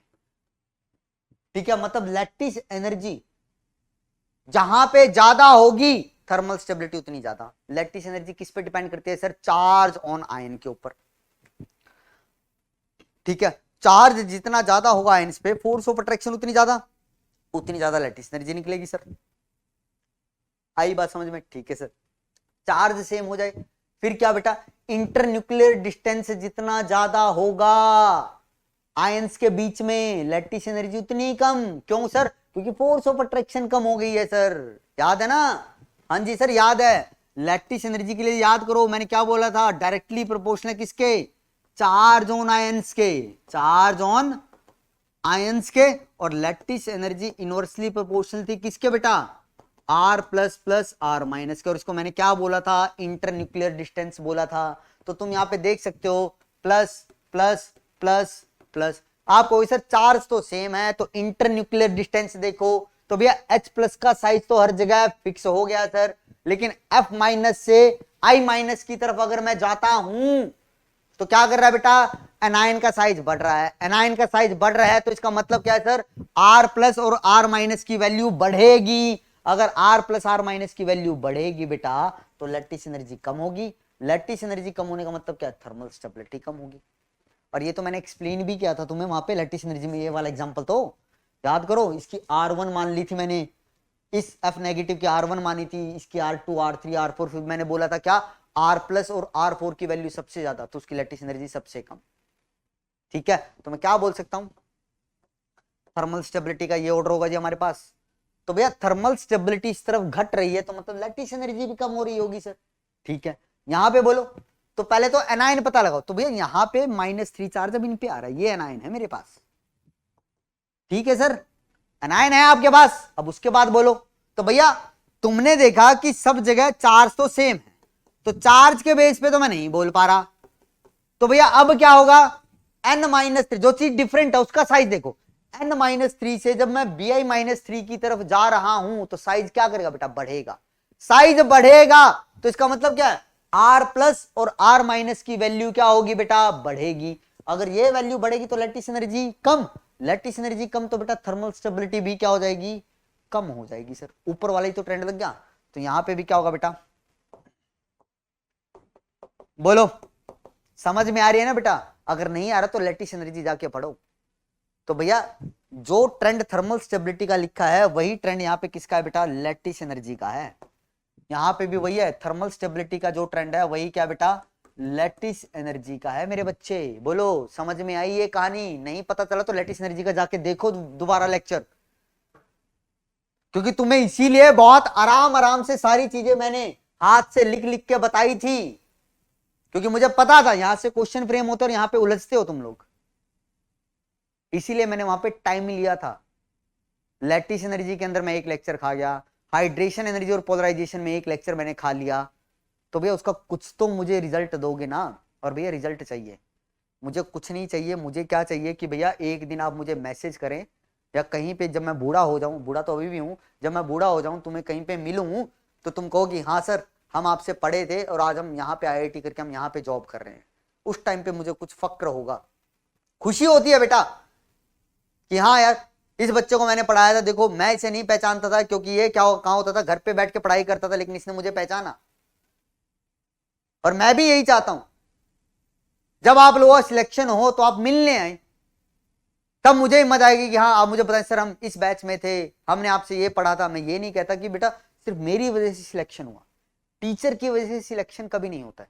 टीचर तो तुम्हें सिर्फ रास्ता दिखाता है, मैं तो रास्ता दिखा रहा हूं, चलना तुम्हें जी, सारी मेहनत तुम्हारी है, हम तो सिर्फ रास्ता दिखा रहे कि बेटा यहां से यहां तुम्हें जाना है तो इस रास्ते पे चलना पड़ेगा, हम तो तुम्हें सिर्फ गाइड कर रहे हैं। असली मेहनत तो तुम्हारी है बेटा, तुम कितनी मेहनत करते हो वो डिसाइड करेगा कि तुम्हारा फ्यूचर कैसा होने वाला है। तो जी जान से लगे रहो, समझ में आई बात? मिलेंगे कभी जरूर मिलेंगे, IITian बनो जी, मैं ये नहीं कहता IITian बनना ही सब कुछ होता है, लेकिन अपनी मेहनत पूरी करो ताकि बाद में कोई रिग्रेट फील ना हो कि सर ये क्या हो गया, हम थोड़ी और मेहनत कर लेते तो हमारा हो जाता। वो दिल में नहीं आना चाहिए, अगर वो दिल में आ गया ना तो मतलब आप दिल लगा के काम नहीं कर रहे, आप बाद में पछताते हैं फिर। तो भैया पछताना ना पड़े उसके लिए ऐसी मेहनत करो ताकि सब कहे कि यार बंदे ने मेहनत की थी, मेहनत में कोई कमी नहीं छोड़ी थी। बाकी बातें भाग की, किस्मत की, लेकिन बेटा याद रखना मेहनत कभी बेकार नहीं जाती है, उसका फल तुम्हें पक्का मिलेगा। ठीक है? ठीक है सर, बहुत होगी बातें, चलो आ जाओ जी, बोल दो फिर यहां पे भी कि भैया हमारे पास क्या होने वाला है। बोलो जी बोलो, बोलो जी बोलो, बोलो जी बोलो। चलो ये होमवर्क दे दूं? हाँ जी सर ये होमवर्क दे दो। चलो ये होमवर्क है मेरे बच्चे, ये भी होमवर्क है, यहाँ पे थर्मल स्टेबिलिटी निकालनी है। तो भैया थर्मल स्टेबिलिटी को बस किससे करोगे रिलेट? यहाँ पे अब देखो यहाँ पे भी मोनो एटॉमिक एनायन ही है। अब यह मत कहना कि सर यहाँ पे तो 4 क्लोरीन है तो ये तो पॉलीएटॉमिक एनायन हो गया, नहीं, क्लोरीन तो एक है ना। पॉलीएटॉमिक का मतलब बहुत सारे डिफरेंट एटम्स जब जुड़े हों, जैसे सल्फेट में सल्फर और ऑक्सीजन थे, ये मोनो एटॉमिक है। तो यहाँ पे लैटिस एनर्जी देखना, left to right lattice energy क्या होती है, यहां पे देखना जी लैटिस एनर्जी क्या होती है। जहां पे लैटिस एनर्जी की वैल्यू ज्यादा उसकी थर्मल स्टेबिलिटी भी ज्यादा आएगी। समझ में आई बात? हाँ जी क्लियर है ना बेटा? हाँ जी सर क्लियर है। चलो चलो चलो और आगे बोलो। चलो जी देखो, अब इसके बाद बेटा कुछ रिएक्शन पार्ट है जो मैं तुम्हें बताना चाहता हूं, ठीक है? मतलब हमें करना है वो, जब तुम आगे S block, P block, D block ये सब पढ़ते हो ना तब आएगा, तो वहां पे भी ये तुम्हें काम आएगा। और हम यहाँ पे थर्मल स्टेबिलिटी कर चुके हैं तो यहाँ पे तुम आसानी से सीख सकते हो वो चीजें, ठीक है? तो मैं यहीं पे वो तुम्हें समझा रहा हूं। इसके बाद फिर हमारा एक लास्ट टॉपिक बचेगा इसके अंदर, फजान के अंदर, वो होगा सॉल्युबिलिटी वाला। उसको मैं अलग से हो सका तो एक अलग लेक्चर में, मतलब अगले लेक्चर में करवाऊंगा। अगले लेक्चर में ज्यादा टाइम लगेगा, ये मत समझना कि सॉल्युबिलिटी वाला सारा का सारा एक लेक्चर खा जाएगा, नहीं। नेक्स्ट लेक्चर में इसलिए रख रहा हूं क्योंकि यहाँ पे तुम्हें बहुत सारी चीजें बता दी मैंने, कोवेलेंट कैरेक्टर, आयनिक character, melting point, colour intensity और फिर थर्मल स्टेबिलिटी। तो इनको भी पचाने में, इनको भी डाइजेस्ट करने में तुम्हें टाइम लगने वाला है। तो हमें ज्यादा हरी नहीं है, हमें 20 तारीख तक ये कंप्लीट करना है जी केमिकल बॉन्डिंग। तो 20 तारीख तक के तो लिए बहुत दिन है अभी हमारे पास सर, इतनी जल्दी नहीं है हमें, 20 तारीख तक बहुत दिन है। सॉल्युबिलिटी और एमओटी स्टार्ट हो जाएगी नेक्स्ट लेक्चर के अंदर।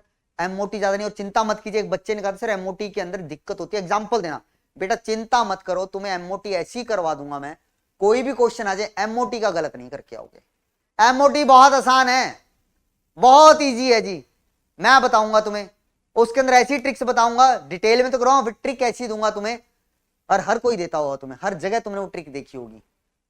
वो ट्रिक से तुम्हारे एमओटी का कोई क्वेश्चन नहीं रुकने दूंगा। फिर लास्ट में क्या बचा, हाइड्रोजन बॉन्डिंग, खत्म, ठीक, फिनिश। चलो जी, अब देखो थर्मल डीकंपोजिशन।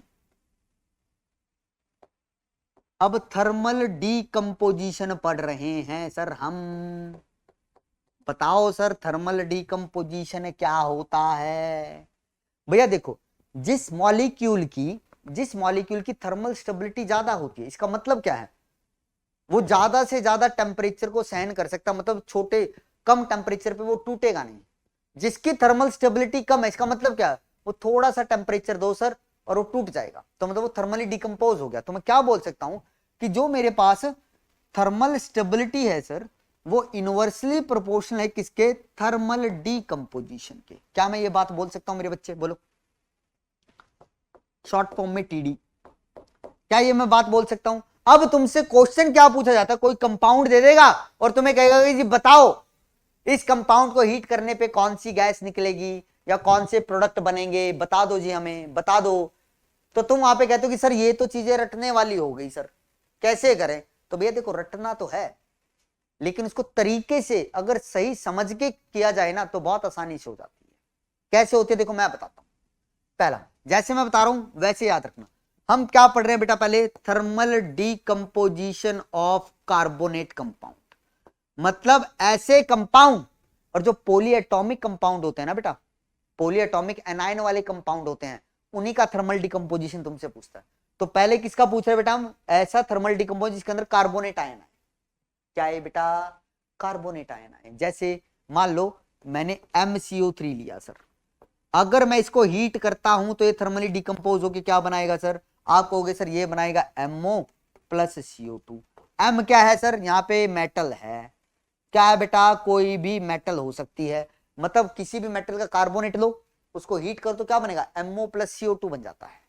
तो देखो CO3 2- था, क्या करो, एक ऑक्सीजन हटाई मैंने M के साथ लगा दिया और यहाँ पे क्या बचा, एक कार्बन 2 ऑक्सीजन, उसको CO2 गैस के फॉर्म में बाहर निकाल दिया। तो याद रखो, कार्बोनेट कंपाउंड जब भी लेता हूं, कार्बोनेट कंपाउंड में जब भी लेता हूं और उसको हीट करता हूं तो वहां से CO2 गैस ही इवॉल्व होगी हमेशा। ठीक है, पहली बात याद है। ये तो जनरल केस लिखा और यहाँ पे मेटल लिखी है मैंने। तो भैया ये मेटल आमतौर पे कौन सी होती है बेटा, आमतौर पे मेटल कौन सी होती है बेटा, मान लो ऑल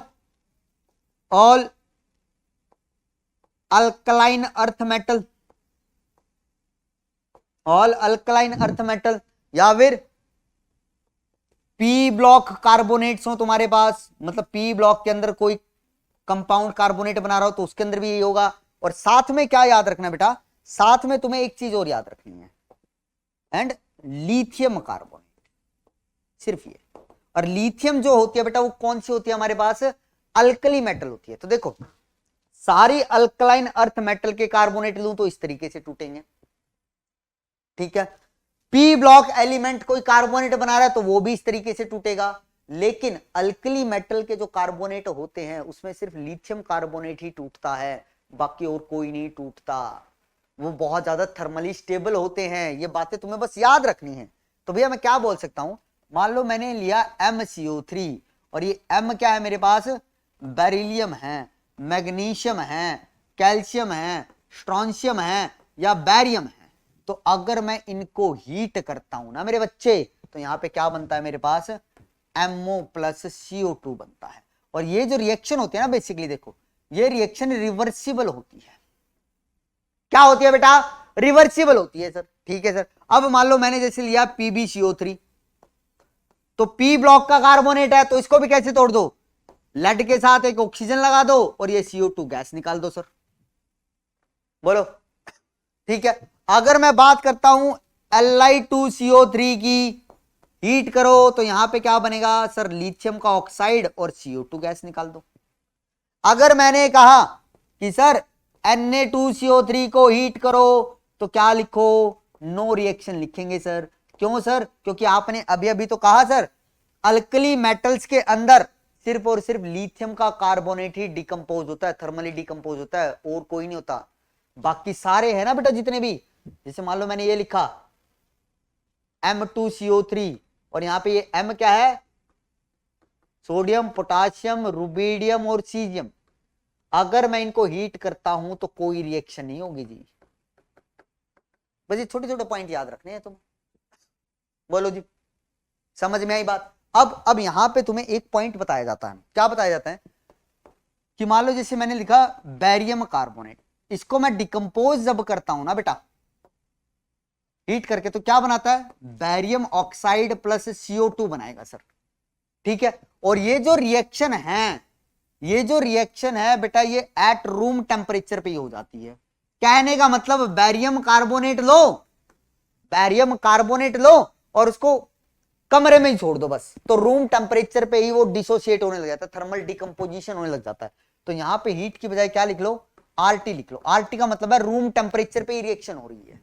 तो इस वजह से कि भैया जो बैरियम कार्बोनेट है इतना कम थर्मल स्टेबल होता है कि कमरे का जो टेम्परेचर होता है ना उसी पे डिकम्पोज करने लग जाता है। तो उसका डिकम्पोजिशन रोकने के लिए हम क्या करते हैं? बैरियम कार्बोनेट को CO2 के एटमॉस्फेयर में रखते हैं। सर क्यों रखते हैं? क्योंकि भैया आगे चल के तुम एक चैप्टर पढ़ोगे केमिकल इक्विलिब्रियम, तो वहां पे तुम ये पढ़ोगे कि अगर मैं इस बेरिलियम कार्बोनेट को CO2 के एटमॉस्फेयर में रखूंगा ना, तो CO2 की कंसेंट्रेशन बढ़ जाएगी। देखो ये डिकम्पोज होके CO2 बनाएगा और कुछ CO2 मैंने वहां पे डाल भी दी, तो CO2 की कंसेंट्रेशन बढ़ेगी, तो ये CO2 क्या करेगी बेटा? वापिस से इससे रिएक्ट करके ये चीज बनाने लगेगी। मतलब फिर ये रिएक्शन मेरी ज्यादा आगे जाने की बजाय कहां जाने लगेगी? पीछे। तो इसलिए ये मेरा बचा रहेगा भैया, वरना बेरिलियम कार्बोनेट तो क्या जी रूम पे रखते हो किसमें टूटेगा? इसमें। और हम चाहते हैं कि ये ना टूटे, तो उसके लिए मुझे क्या करना पड़ता है बेटा? इसको CO2 के एटमॉस्फेयर में रखना पड़ता है। तो ये छोटा सा पॉइंट है, याद रखो, बात समझ में? बाकी जो हुए magnesium carbonate, calcium carbonate, sorry strontium, barium carbonate, उनको हमें हीट करना पड़ता है, वो रूम टेम्परेचर पे डिसोसिएट नहीं होते हैं। वैसे भी तुमने पढ़ा तो बेटा पीछे, बेरिलियम कार्बोनेट से जब मैं बैरियम कार्बोनेट की तरफ जाता हूं तो थर्मल स्टेबिलिटी बढ़ती है, मतलब टेम्परेचर ज्यादा देना पड़ेगा उनको तोड़ने के लिए। बात समझ में आई? क्लियर है ये चीज? ठीक है, तो सर ठीक है, कार्बोनेट का ऐसे डिसोसिएशन करना बेटा। अब क्या देखिए बेटा, थर्मल डिकम्पोजिशन ऑफ NO3-, मतलब जिसके अंदर क्या हो बेटा? NO3- ग्रुप हो। ठीक है, जैसे एग्जांपल अगर मान लो मेरे पास है MnO3, तो ये किस में टूटेगा? MnO2 प्लस हाफ O2 के अंदर। बैलेंस भी कर दी ना, एक M था सर, एक M है, एक नाइट्रोजन O3 O2, एक ऑक्सीजन आ गया। ठीक है, तो भैया यहां पे ये जो M है ना बेटा, ये क्या है? सोडियम, पोटाशियम, रुबीडियम और सीजियम। देखो लिथियम नहीं लिखा मैंने, मतलब क्या? जब मैं अल्कली मेटल के नाइट्रेट लेता हूं, ये नाइट्रेट है, तो वो किस में डिकम्पोज होता है बेटा? हीट करने पे उस मेटल के नाइट्राइट के अंदर, और ऑक्सीजन गैस रिलीज होती है। समझे बात? क्लियर है ये चीज? लेकिन यहां पे तुम्हें याद क्या रखना है, एक लिथियम नाइट्रेट ही ऐसा है जो हमारा थर्मली डिकम्पोज होके क्या देता है बेटा हमें? Li2O plus NO2 gas. और ये जो NO2 गैस होती है, ये क्या होती है बेटा? ब्राउन कलर की गैस होती है। क्या होती है बेटा? ब्राउन कलर की गैस होती है, और ये पैरामैग्नेटिक होती है। पैरामैग्नेटिक क्या होती है, ये सब चीजें बताऊंगा MOT के अंदर, लेकिन ये क्वेश्चन पूछा गया तुमसे, तुम्हें क्या कहेगा? नीचे 4 कंपाउंड दे देगा, कहेगा कि बताओ किसका थर्मल डिकम्पोजिशन करने पर हमारे पास क्या निकलेगी? ब्राउन कलर की गैस निकलेगी। तो इसका मतलब वो तुमसे ये पूछना चाह रहा है कौन सा कंपाउंड है जो हमें थर्मल डिकम्पोज होने पे क्या देगा बेटा? NO2 गैस देगा। इस एरो का मतलब समझते हो ना कि गैस की फॉर्म में बाहर निकल रही है। ठीक है, तो ये चीज समझ में? तो देखो लिथियम नाइट्रेट को छोड़ के बाकी जो भी अल्कली मेटल के नाइट्रेट है वो क्या बनाते हैं? मेटल का नाइट्राइट। ये नाइट्रेट है, ये नाइट्रेट हीट करने पे किस में बदल गया बेटा? नाइट्राइट और ऑक्सीजन में बदल गया। ठीक है, और सेम कहानी अगर मैं ये ऐसे करूं,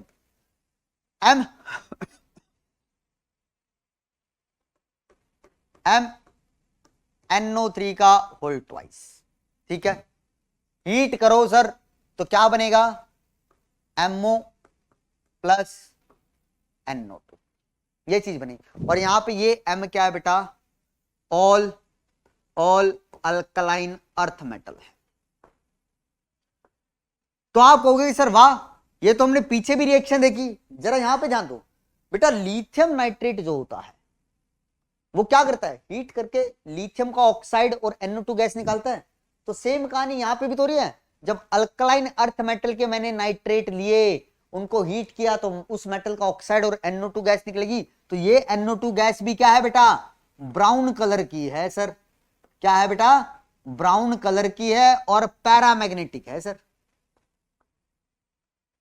ठीक है, तो यहां से मैं क्या बोल सकता हूं, लिथियम का नाइट्रेट लो या लिथियम का कार्बोनेट लो, वो दोनों किसकी तरह बिहेव करते हैं बेटा, जैसे हमारे पास अल्कलाइन अर्थ मेटल के नाइट्रेट और अल्कलाइन अर्थ मेटल के कार्बोनेट करते हैं।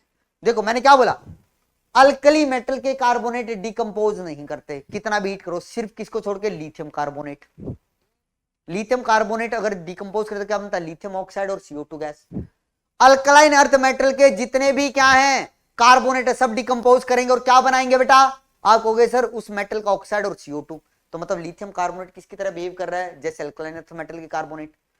ठीक है, फिर मैंने क्या बोला, अल्कली मेटल के जो नाइट्रेट होते हैं वो हीट करने पे क्या देते हैं बेटा, हमें मेटल का नाइट्राइट और O2 गैस निकलती है। सिर्फ किसको छोड़ के, लिथियम नाइट्रेट को छोड़ के, क्योंकि लिथियम नाइट्रेट किसकी तरह टूटता है बेटा, जैसे मेरे पास अल्कलाइन अर्थ मेटल के नाइट्रेट टूटते हैं, NO2 गैस देंगे, ब्राउन कलर की गैस, और मेटल का ऑक्साइड बनेगा। तो क्या दिक्कत है, ऐसे ही करना है बेटा। अब मान लो मैंने PbNO3 ले लिया, तो इसको भी ऐसे ही तोड़ो, उस मेटल का ऑक्साइड बना दो और साथ में क्या निकाल दो बेटा, NO2 गैस निकाल दो। तो यही तो कर रहा हूं, मेटल का क्या लो बेटा, नाइट्रेट ले रहा हूं, तो नाइट्रेट हमेशा टूट के क्या देता है, या तो PbO प्लस NO2 देगा। ठीक है, मतलब P ब्लॉक के एलिमेंट के नाइट्रेट हो, या अल्कलाइन अर्थ मेटल के नाइट्रेट हो, या लिथियम नाइट्रेट हो, तो वो NO2 गैस देते हैं। नाइट्राइट कौन देता है बेटा, बाकी जो मेटल के बचे, अल्कली मेटल की जो बची, सोडियम, पोटासियम, रुबीडियम, सीजियम, सिर्फ ये वाली ही नाइट्रेट क्या देते हैं हमें, टूट के नाइट्राइट और O2 देती है। बोलो ठीक है। अब यहां पे मान लो ऐसे लिखा CuNO3, तो क्या बनेगा, copper oxide plus NO2 gas बन जाएगी सर। कोई भी नाइट्रेट ले लो भैया, वो ऐसे ही टूटेगा जैसे ये टूट रही है मेरे पास अल्कलाइन अर्थ मेटल के नाइट्रेट। समझ में आई बात, ये जो मैंने तुम्हें बताया ना यहाँ पे, कहां गया ये वाला, ये सिर्फ और सिर्फ अल्कली मेटल के लिए है, सिर्फ अल्कली मेटल के लिए, सिर्फ अल्कली मेटल के लिए। बात समझ में आई, क्लियर है ये चीज, हाँ जी सर क्लियर है। तो चलो आगे चलो सर।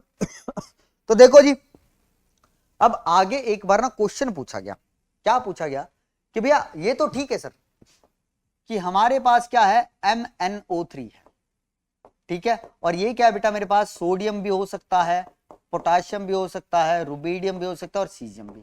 इसको मैंने हीट किया तो क्या बनेगा, आप कहोगे सर MnO2 बनाओ और साथ में हाफ O2 निकाल दो। ठीक है सर, अब मैं कहता हूं इसको मैं फर्दर हीट करता हूं तो क्या होगा, इस MnO2 को भी हीट कर रहा हूं जी, ये MnO2 क्या होगा बेटा, ये सोडियम M क्या है, NaNO2 भी हो सकता है, KNO2 भी हो सकता है, RbNO2 और CgMNO2 भी हो सकता है। तो क्या होगा, तो भैया याद रखना फिर ये फर्दर टूटेगा किसके अंदर, उस मेटल के ऑक्साइड N2 गैस और O2 गैस, ये फर्दर फिर क्या हो जाएगा, टूट जाएगा, फिर इस मेटल का ऑक्साइड बन जाएगा, ये नाइट्रोजन N2 गैस की फॉर्म में निकल जाएगी और ये O2 ऑक्सीजन की फॉर्म में निकल जाएगी, फिर ये चीज बन जाएगी जी हमारे पास।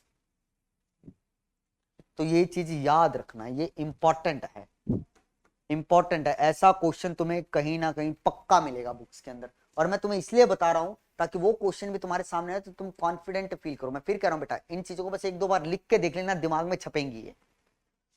आई बात है, नाइट्रेट का कैसे तोड़ते हैं ये समझ में आया, नाइट्रेट आयन अगर दे रखा हो तो कैसे टूटेगा। बस याद क्या रखना है कि जब भी हमारे पास एक पॉलीएटॉमिक एनायन होगा और उसका कोई मॉलिक्यूल है, तो जब भी उसको हम हीट करेंगे तो जो गैस निकलेगी ना बेटा, गैस हमेशा किस पार्ट से निकलेगी, एनायनिक पार्ट से निकलेगी। देखो N2 गैस कहां से निकले, NO2 - C तो निकली होगी, ठीक है, और यहां पे बेटा मेरे पास पीछे देख लो NO3 - C, तो मेरे पास क्या आ रहा है बेटा, गैस वाला पार्ट आ रहा है, NO3 - C तो क्या आ रहा है बेटा, गैस वाला। तो एनायनिक पार्ट ही क्या बताता है हमें कि कौन सी गैस से रिलीज होगी। कार्बोनेट है तो CO2 गैस निकालो, नाइट्रेट है तो NO2 गैस निकालो। ठीक है, अगर नाइट्राइट है तो N2 गैस निकालो। कहां गया मेरा N2 गैस निकालो। ये नाइट्राइट है, नाइट्राइट को अगर हीट करता हूं नाइट्राइट कंपाउंड को, तो वहां से N2 गैस और O2 गैस निकलेगी। ठीक है सर, और बताओ सर। अब देख लेते हैं बेटा क्या, thermal decomposition of sulphate ion. बोलो सल्फेट आयन भी तो हो सकता है, जैसे MsO4, मेटल का कोई भी सल्फेट लो, MsO4 कोई भी हो सकता है, यहां पे Mg, तो ये किस में टूटेगा, metal oxide plus SO2 plus O2, ये टूट जाएगा। जैसे एग्जांपल दो सर, एग्जांपल दे दो हमें। जैसे मान लो मैंने लिखा जी PbSO4, तो क्या होगा, PbO plus SO2 plus O2, ये दोनों गैस ही तो निकल रही हैं। ठीक है, अगर मान लो मैंने लिखा क्या, CdSO4 कैडमियम सल्फेट, तो क्या बनेगा, CdO plus SO2 plus O2। समझ में आई बात? ठीक है सर, और बोलो सर। मान लो मैंने लिखा MgSO4, तो MgSO4 से क्या बनेगा, magnesium oxide SO2 plus O2, तो ये गैस की फॉर्म में तो बाहर निकल रहे हैं। तो याद रखो सल्फेट आयन टूट के क्या देता है, SO2 gas plus O2 gas बनाता है। बात समझ में? किसी का भी सल्फेट लो, हीट करने पे हमेशा क्या देगा, SO2 गैस। ऐसे क्वेश्चन आए गए हैं बेटा, पूछे गए हैं जेईई मेंस में, कौन सा कंपाउंड हीट करने पे SO2 देगा, कौन सा कंपाउंड नहीं देगा, कौन सा NO2 गैस देगा, ब्राउन कलर गैस देगा, कौन CO2 दे देगा, कौन नहीं देगा, कौन जल्दी देगा, कौन जल्दी दे देगा, मतलब कौन जल्दी नहीं देगा। तो अगर तुमसे ये पूछे ना कौन जल्दी देगा कौन नहीं देगा, तो वहां पे तुम्हें क्या लगाना होता है बेटा, थर्मल स्टेबिलिटी का कॉन्सेप्ट लगाना होता है। ठीक है, जैसे मान लो एक एग्जांपल देता हूं, मान लो मैंने ये कहा कि मेरे पास है जी MgSO4 और CaSO4, तो भैया इसको हीट करो, इसको हीट करो, तो ये क्या देगा, magnesium oxide plus SO2 gas plus O2। ये क्या देगा, calcium oxide plus SO2 gas plus O2। अब क्वेश्चन ये नहीं है कि भी SO2 कौन दे रहा है, मैं पूछ रहा हूं SO2 कौन जल्दी दे देगा। तो भैया जिसकी थर्मल स्टेबिलिटी कम होगी वो जल्दी थर्मल डिकम्पोज कर जाएगा ना, और उतनी जल्दी SO2 दे देगा। अब तुम्हें थर्मल स्टेबिलिटी का ऑर्डर यहाँ पे पता है, बताओ जी किसकी ज्यादा होती है, आपको सर कैल्शियम सल्फेट की ज्यादा होती है थर्मल स्टेबिलिटी। तो मैं बोल सकता हूं कैल्शियम सल्फेट की थर्मल स्टेबिलिटी ज्यादा है मैग्नीशियम सल्फेट से। ये कैसे निकालते हैं ये तो तुम्हें पता है ना भैया, ये थर्मल स्टेबिलिटी का ऑर्डर है, और हमें पता है sir thermal stability inverse relation में होती है थर्मल डिकम्पोजिशन के। जिसकी थर्मल स्टेबिलिटी ज्यादा उसका थर्मल डिकम्पोजिशन कम, जिसकी थर्मल स्टेबिलिटी कम उसका थर्मल डिकम्पोजिशन ज्यादा, मतलब जल्दी हो जाएगा। तो भैया थर्मल स्टेबिलिटी इसकी ज्यादा इसकी कम, तो मतलब ये जल्दी डिकम्पोज करेगा। तो इन दोनों में से सबसे पहले कौन दे देगा SO2, मैग्नीशियम सल्फेट दे देगा। तो ऐसे क्वेश्चन पूछता है तब वो थर्मल स्टेबिलिटी पे करवा लेगा। अब SO2 गैस कहां से निकलेगी ये चीज पता चल गई। ठीक है सर, एक और है जी मेरे पास, एक और पॉलीएटॉमिक एनायन है जहां से क्वेश्चन पूछा जाता है, जो हम लिखते हैं thermal decomposition of bicarbonate ion. कि भैया ये बाइकार्बोनेट आयन डिकम्पोज होकर क्या देता है, तो ये हमें देता है जी CO2 प्लस H2O। ठीक है, फॉर एग्जाम्पल मान लो जी मैंने लिया NaHCO3, या फिर ऐसे लिख देता हूं MHCO3। ठीक है, ये क्या हो सकता है बेटा, मेरे पास लिथियम भी हो सकता है, सोडियम भी हो सकता है, पोटाशियम भी, रुबिडियम भी, सीजियम भी। हीट करो क्या बनेगा, आप कहोगे sir MCO3 plus CO2 plus H2। HCO3 तक इसमें कन्वर्ट हो गया मेटल के कार्बोनेट में, CO2 गैस निकली और H2। समझ में आई बात? ठीक है, अब मान लो एग्जांपल से लेता हूं, NaHCO3 लिया, हीट किया, क्या बनेगा बोलो, आप कहोगे सर M प्लस, हाँ ये बनेगा, ये 2 आएगा बेटा, यहां पे वैलेंसी तो रखोगे ना satisfied, Na2CO3 CO2 plus H2। अब बताओ जी अगर मैं इसको हीट कर दूं तो क्या बनेगा।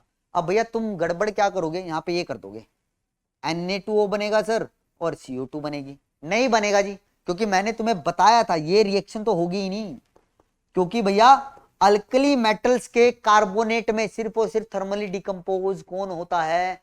लिथियम कार्बोनेट होता है। बाकी कोई भी अल्कली मेटल का कार्बोनेट डिकम्पोज नहीं होता, चाहे कितना भी हीट करो तुम। तो यहां पे नो रिएक्शन जाएगी। लेकिन अगर मैंने यहां पे ऐसा लिखा होता LiHCO3, हीट करो सर, क्या बनेगा? आप कहोगे सर Li2CO3 बनेगा, CO2 गैस निकलेगी, H2O निकलेगा। अब इसको मैं हीट कर दूं तो यहां से क्या बनेगा? Li2O plus CO2। ये डिकम्पोज कर जाएगा सर मेरे पास। हाँ जी, करेगा, जरूर करेगा, क्योंकि ये तो हम पीछे पढ़ के आए हैं, ये तो एक्सेप्शन केस है। ये तो किसकी तरह काम करता है जी? अल्कलाइन अर्थ मेटल की तरह काम करता है। उनसे प्रॉपर्टी सिमिलर शो करता है जी लिथियम। ठीक है, चलो सर ठीक है। अब अगर मान लो मैंने ऐसे लिखा MHCO3 का होल ट्वाइस, तो मतलब ये जो मेटल है ये क्या बेटा? अल्कलाइन अर्थ मेटल है। क्या है मेरे बच्चे? Alkaline earth metal. हीट करो, क्या बनेगा? MCO3 CO2 plus H2O। और हमें यह भी पता है सर कि अगर अल्कलाइन अर्थ मेटल के कार्बोनेट है तो वो भी डिकम्पोज कर सकते हैं, और क्या बनाते हैं? उस मेटल का ऑक्साइड बनेगा और CO2 आ जाएगी गैस फिर से। तो देखो जी, तो ये रिएक्शन यहां पे पॉसिबल है। बोलो, समझ में आई कहानी? तो भैया बाइकार्बोनेट को जब हम हीट करते हैं तो क्या बनता है जी हमारे पास? CO2 और H2O गैस रिलीज होती है। और फिर जो वहां पे कार्बोनेट बना है, उस कार्बोनेट को फर्दर हीट करने पे वो टूटेगा या नहीं टूटेगा, उसकी कंडीशन मैंने आपको बता दी। ठीक है, तो बेसिकली तुमसे ये चीजें पूछी जाती हैं, या तो सल्फेट के कंपाउंड का तुमसे डिकम्पोजिशन पूछेगा, या फिर बाइकार्बोनेट, या फिर कार्बोनेट, या फिर नाइट्राइट, या फिर नाइट्रेट। इन 5 का ही तुमसे वो डिकम्पोजिशन जनरली पूछता है। तो ये सब मैंने बता दिया। कौन सी गैस कब निकलेगी ये तुम्हें अच्छे से और देख के साफ साफ पता चलता है जी। HCO3 है यहाँ पे जैसे, तो ये तो क्या देगा? ये तो CO2 और H2 ही दे सकता है सर, तो वो निकल रही है गैस हमारे पास। ठीक है, अगर मैं बात करूं सल्फेट, सल्फेट क्या देता है? SO2 और O2 गैस ही देता है सर, ये तो हमें ठीक है सर, वो भी निकल रही है। ठीक, यहाँ पे देखो जी NO3 क्या दे सकता है मुझे? NO2 और O2 गैस देता है सर, ठीक है, तो वो निकल रही है। अब वो डिपेंड करेगा कि ये नाइट्राइट किसका है? अल्कली मेटल का है तो ये टूटेगा। ठीक है, अगर अल्कलाइन अर्थ मेटल का है तो ये टूटेगा। समझे बात? क्लियर हुई ये चीज? तो भैया यहां तक हमने क्या कर लिया? फजान्स रूल की एप्लीकेशन देख ली। फजान रूल क्या होता है? कोवेलेंट कैरेक्टर कैसे निकालते हैं, आयनिक कैरेक्टर कैसे निकालते हैं सर। ठीक है, उसके बाद हमने क्या देखा बेटा? वहां पे हमने देखा सर, क्या देखा था भैया हमने? उसके बाद मैं भूल गया, चलो बीच में आ जाएगा। थर्मल स्टेबिलिटी का ऑर्डर देखा सर हमने। थर्मल स्टेबिलिटी के बाद हमने क्या देखा था बेटा? हमने कलर इंटेंसिटी का ऑर्डर देखा था सर। कलर इंटेंसिटी के बाद हमने क्या देखा था सर? हमने मेल्टिंग पॉइंट का ऑर्डर देखा था सर। मेल्टिंग पॉइंट के बाद हमने क्या देखा सर? Thermal decomposition. तो ये सारी चीजें हमने कर ली। अब जितने भी आज मैंने एग्जाम्पल करवाए, और ये थर्मल डिकम्पोजिशन वाला पार्ट याद रखना बेटा, मैं फिर कह रहा हूँ, जब S ब्लॉक और P ब्लॉक पढ़ोगे ना तो वहां पे ये रिएक्शन आएंगी, तो वहां पे तुम डायरेक्ट कर लोगे अगर ये चीजें तुम्हें याद है। समझ में आई बात? ठीक है, ठीक है। अब इसके अंदर बचा है तुम्हारा एक सॉल्युबिलिटी वाला पार्ट। ठीक है, देखो मैं लिख के लेके आया था, मैं तुम्हें दिखा रहा हूं। कभी सोचोगे सर आप लिख के नहीं लेके आयोगे, इसलिए देखो ये सॉल्युबिलिटी भी मुझे करवानी। देखो इसके अंदर एग्जांपल भी बहुत लेके आया था मैं तुम्हारे लिए, लेकिन आई थिंक ये अगले लेक्चर में ही हो तो ठीक है, वरना कंफ्यूज कर जाओगे बेटा, बहुत ज्यादा कंफ्यूज कर जाओगे। तो हमें कंफ्यूज नहीं करना है जी, हमें तो आगे चीजें करनी है। और अभी टाइम है मुझे, जब मैं कह रहा हूं बेटा तसल्ली से मैं करवा दूंगा 20 तारीख तक, तो मुझ पर भरोसा रखो, मुझ पर भरोसा रखिए बेटा, मैं ये पक्का करवाऊंगा तुम्हें। ठीक है, तो भैया आज के लिए इतना ही करते हैं। तो बेटा खूब दिल लगाकर पढ़िए, नेक्स्ट टाइम फिर मिलेंगे एक और बेहतरीन लेक्चर के अंदर। तब तक के लिए thank you, take care, bye bye.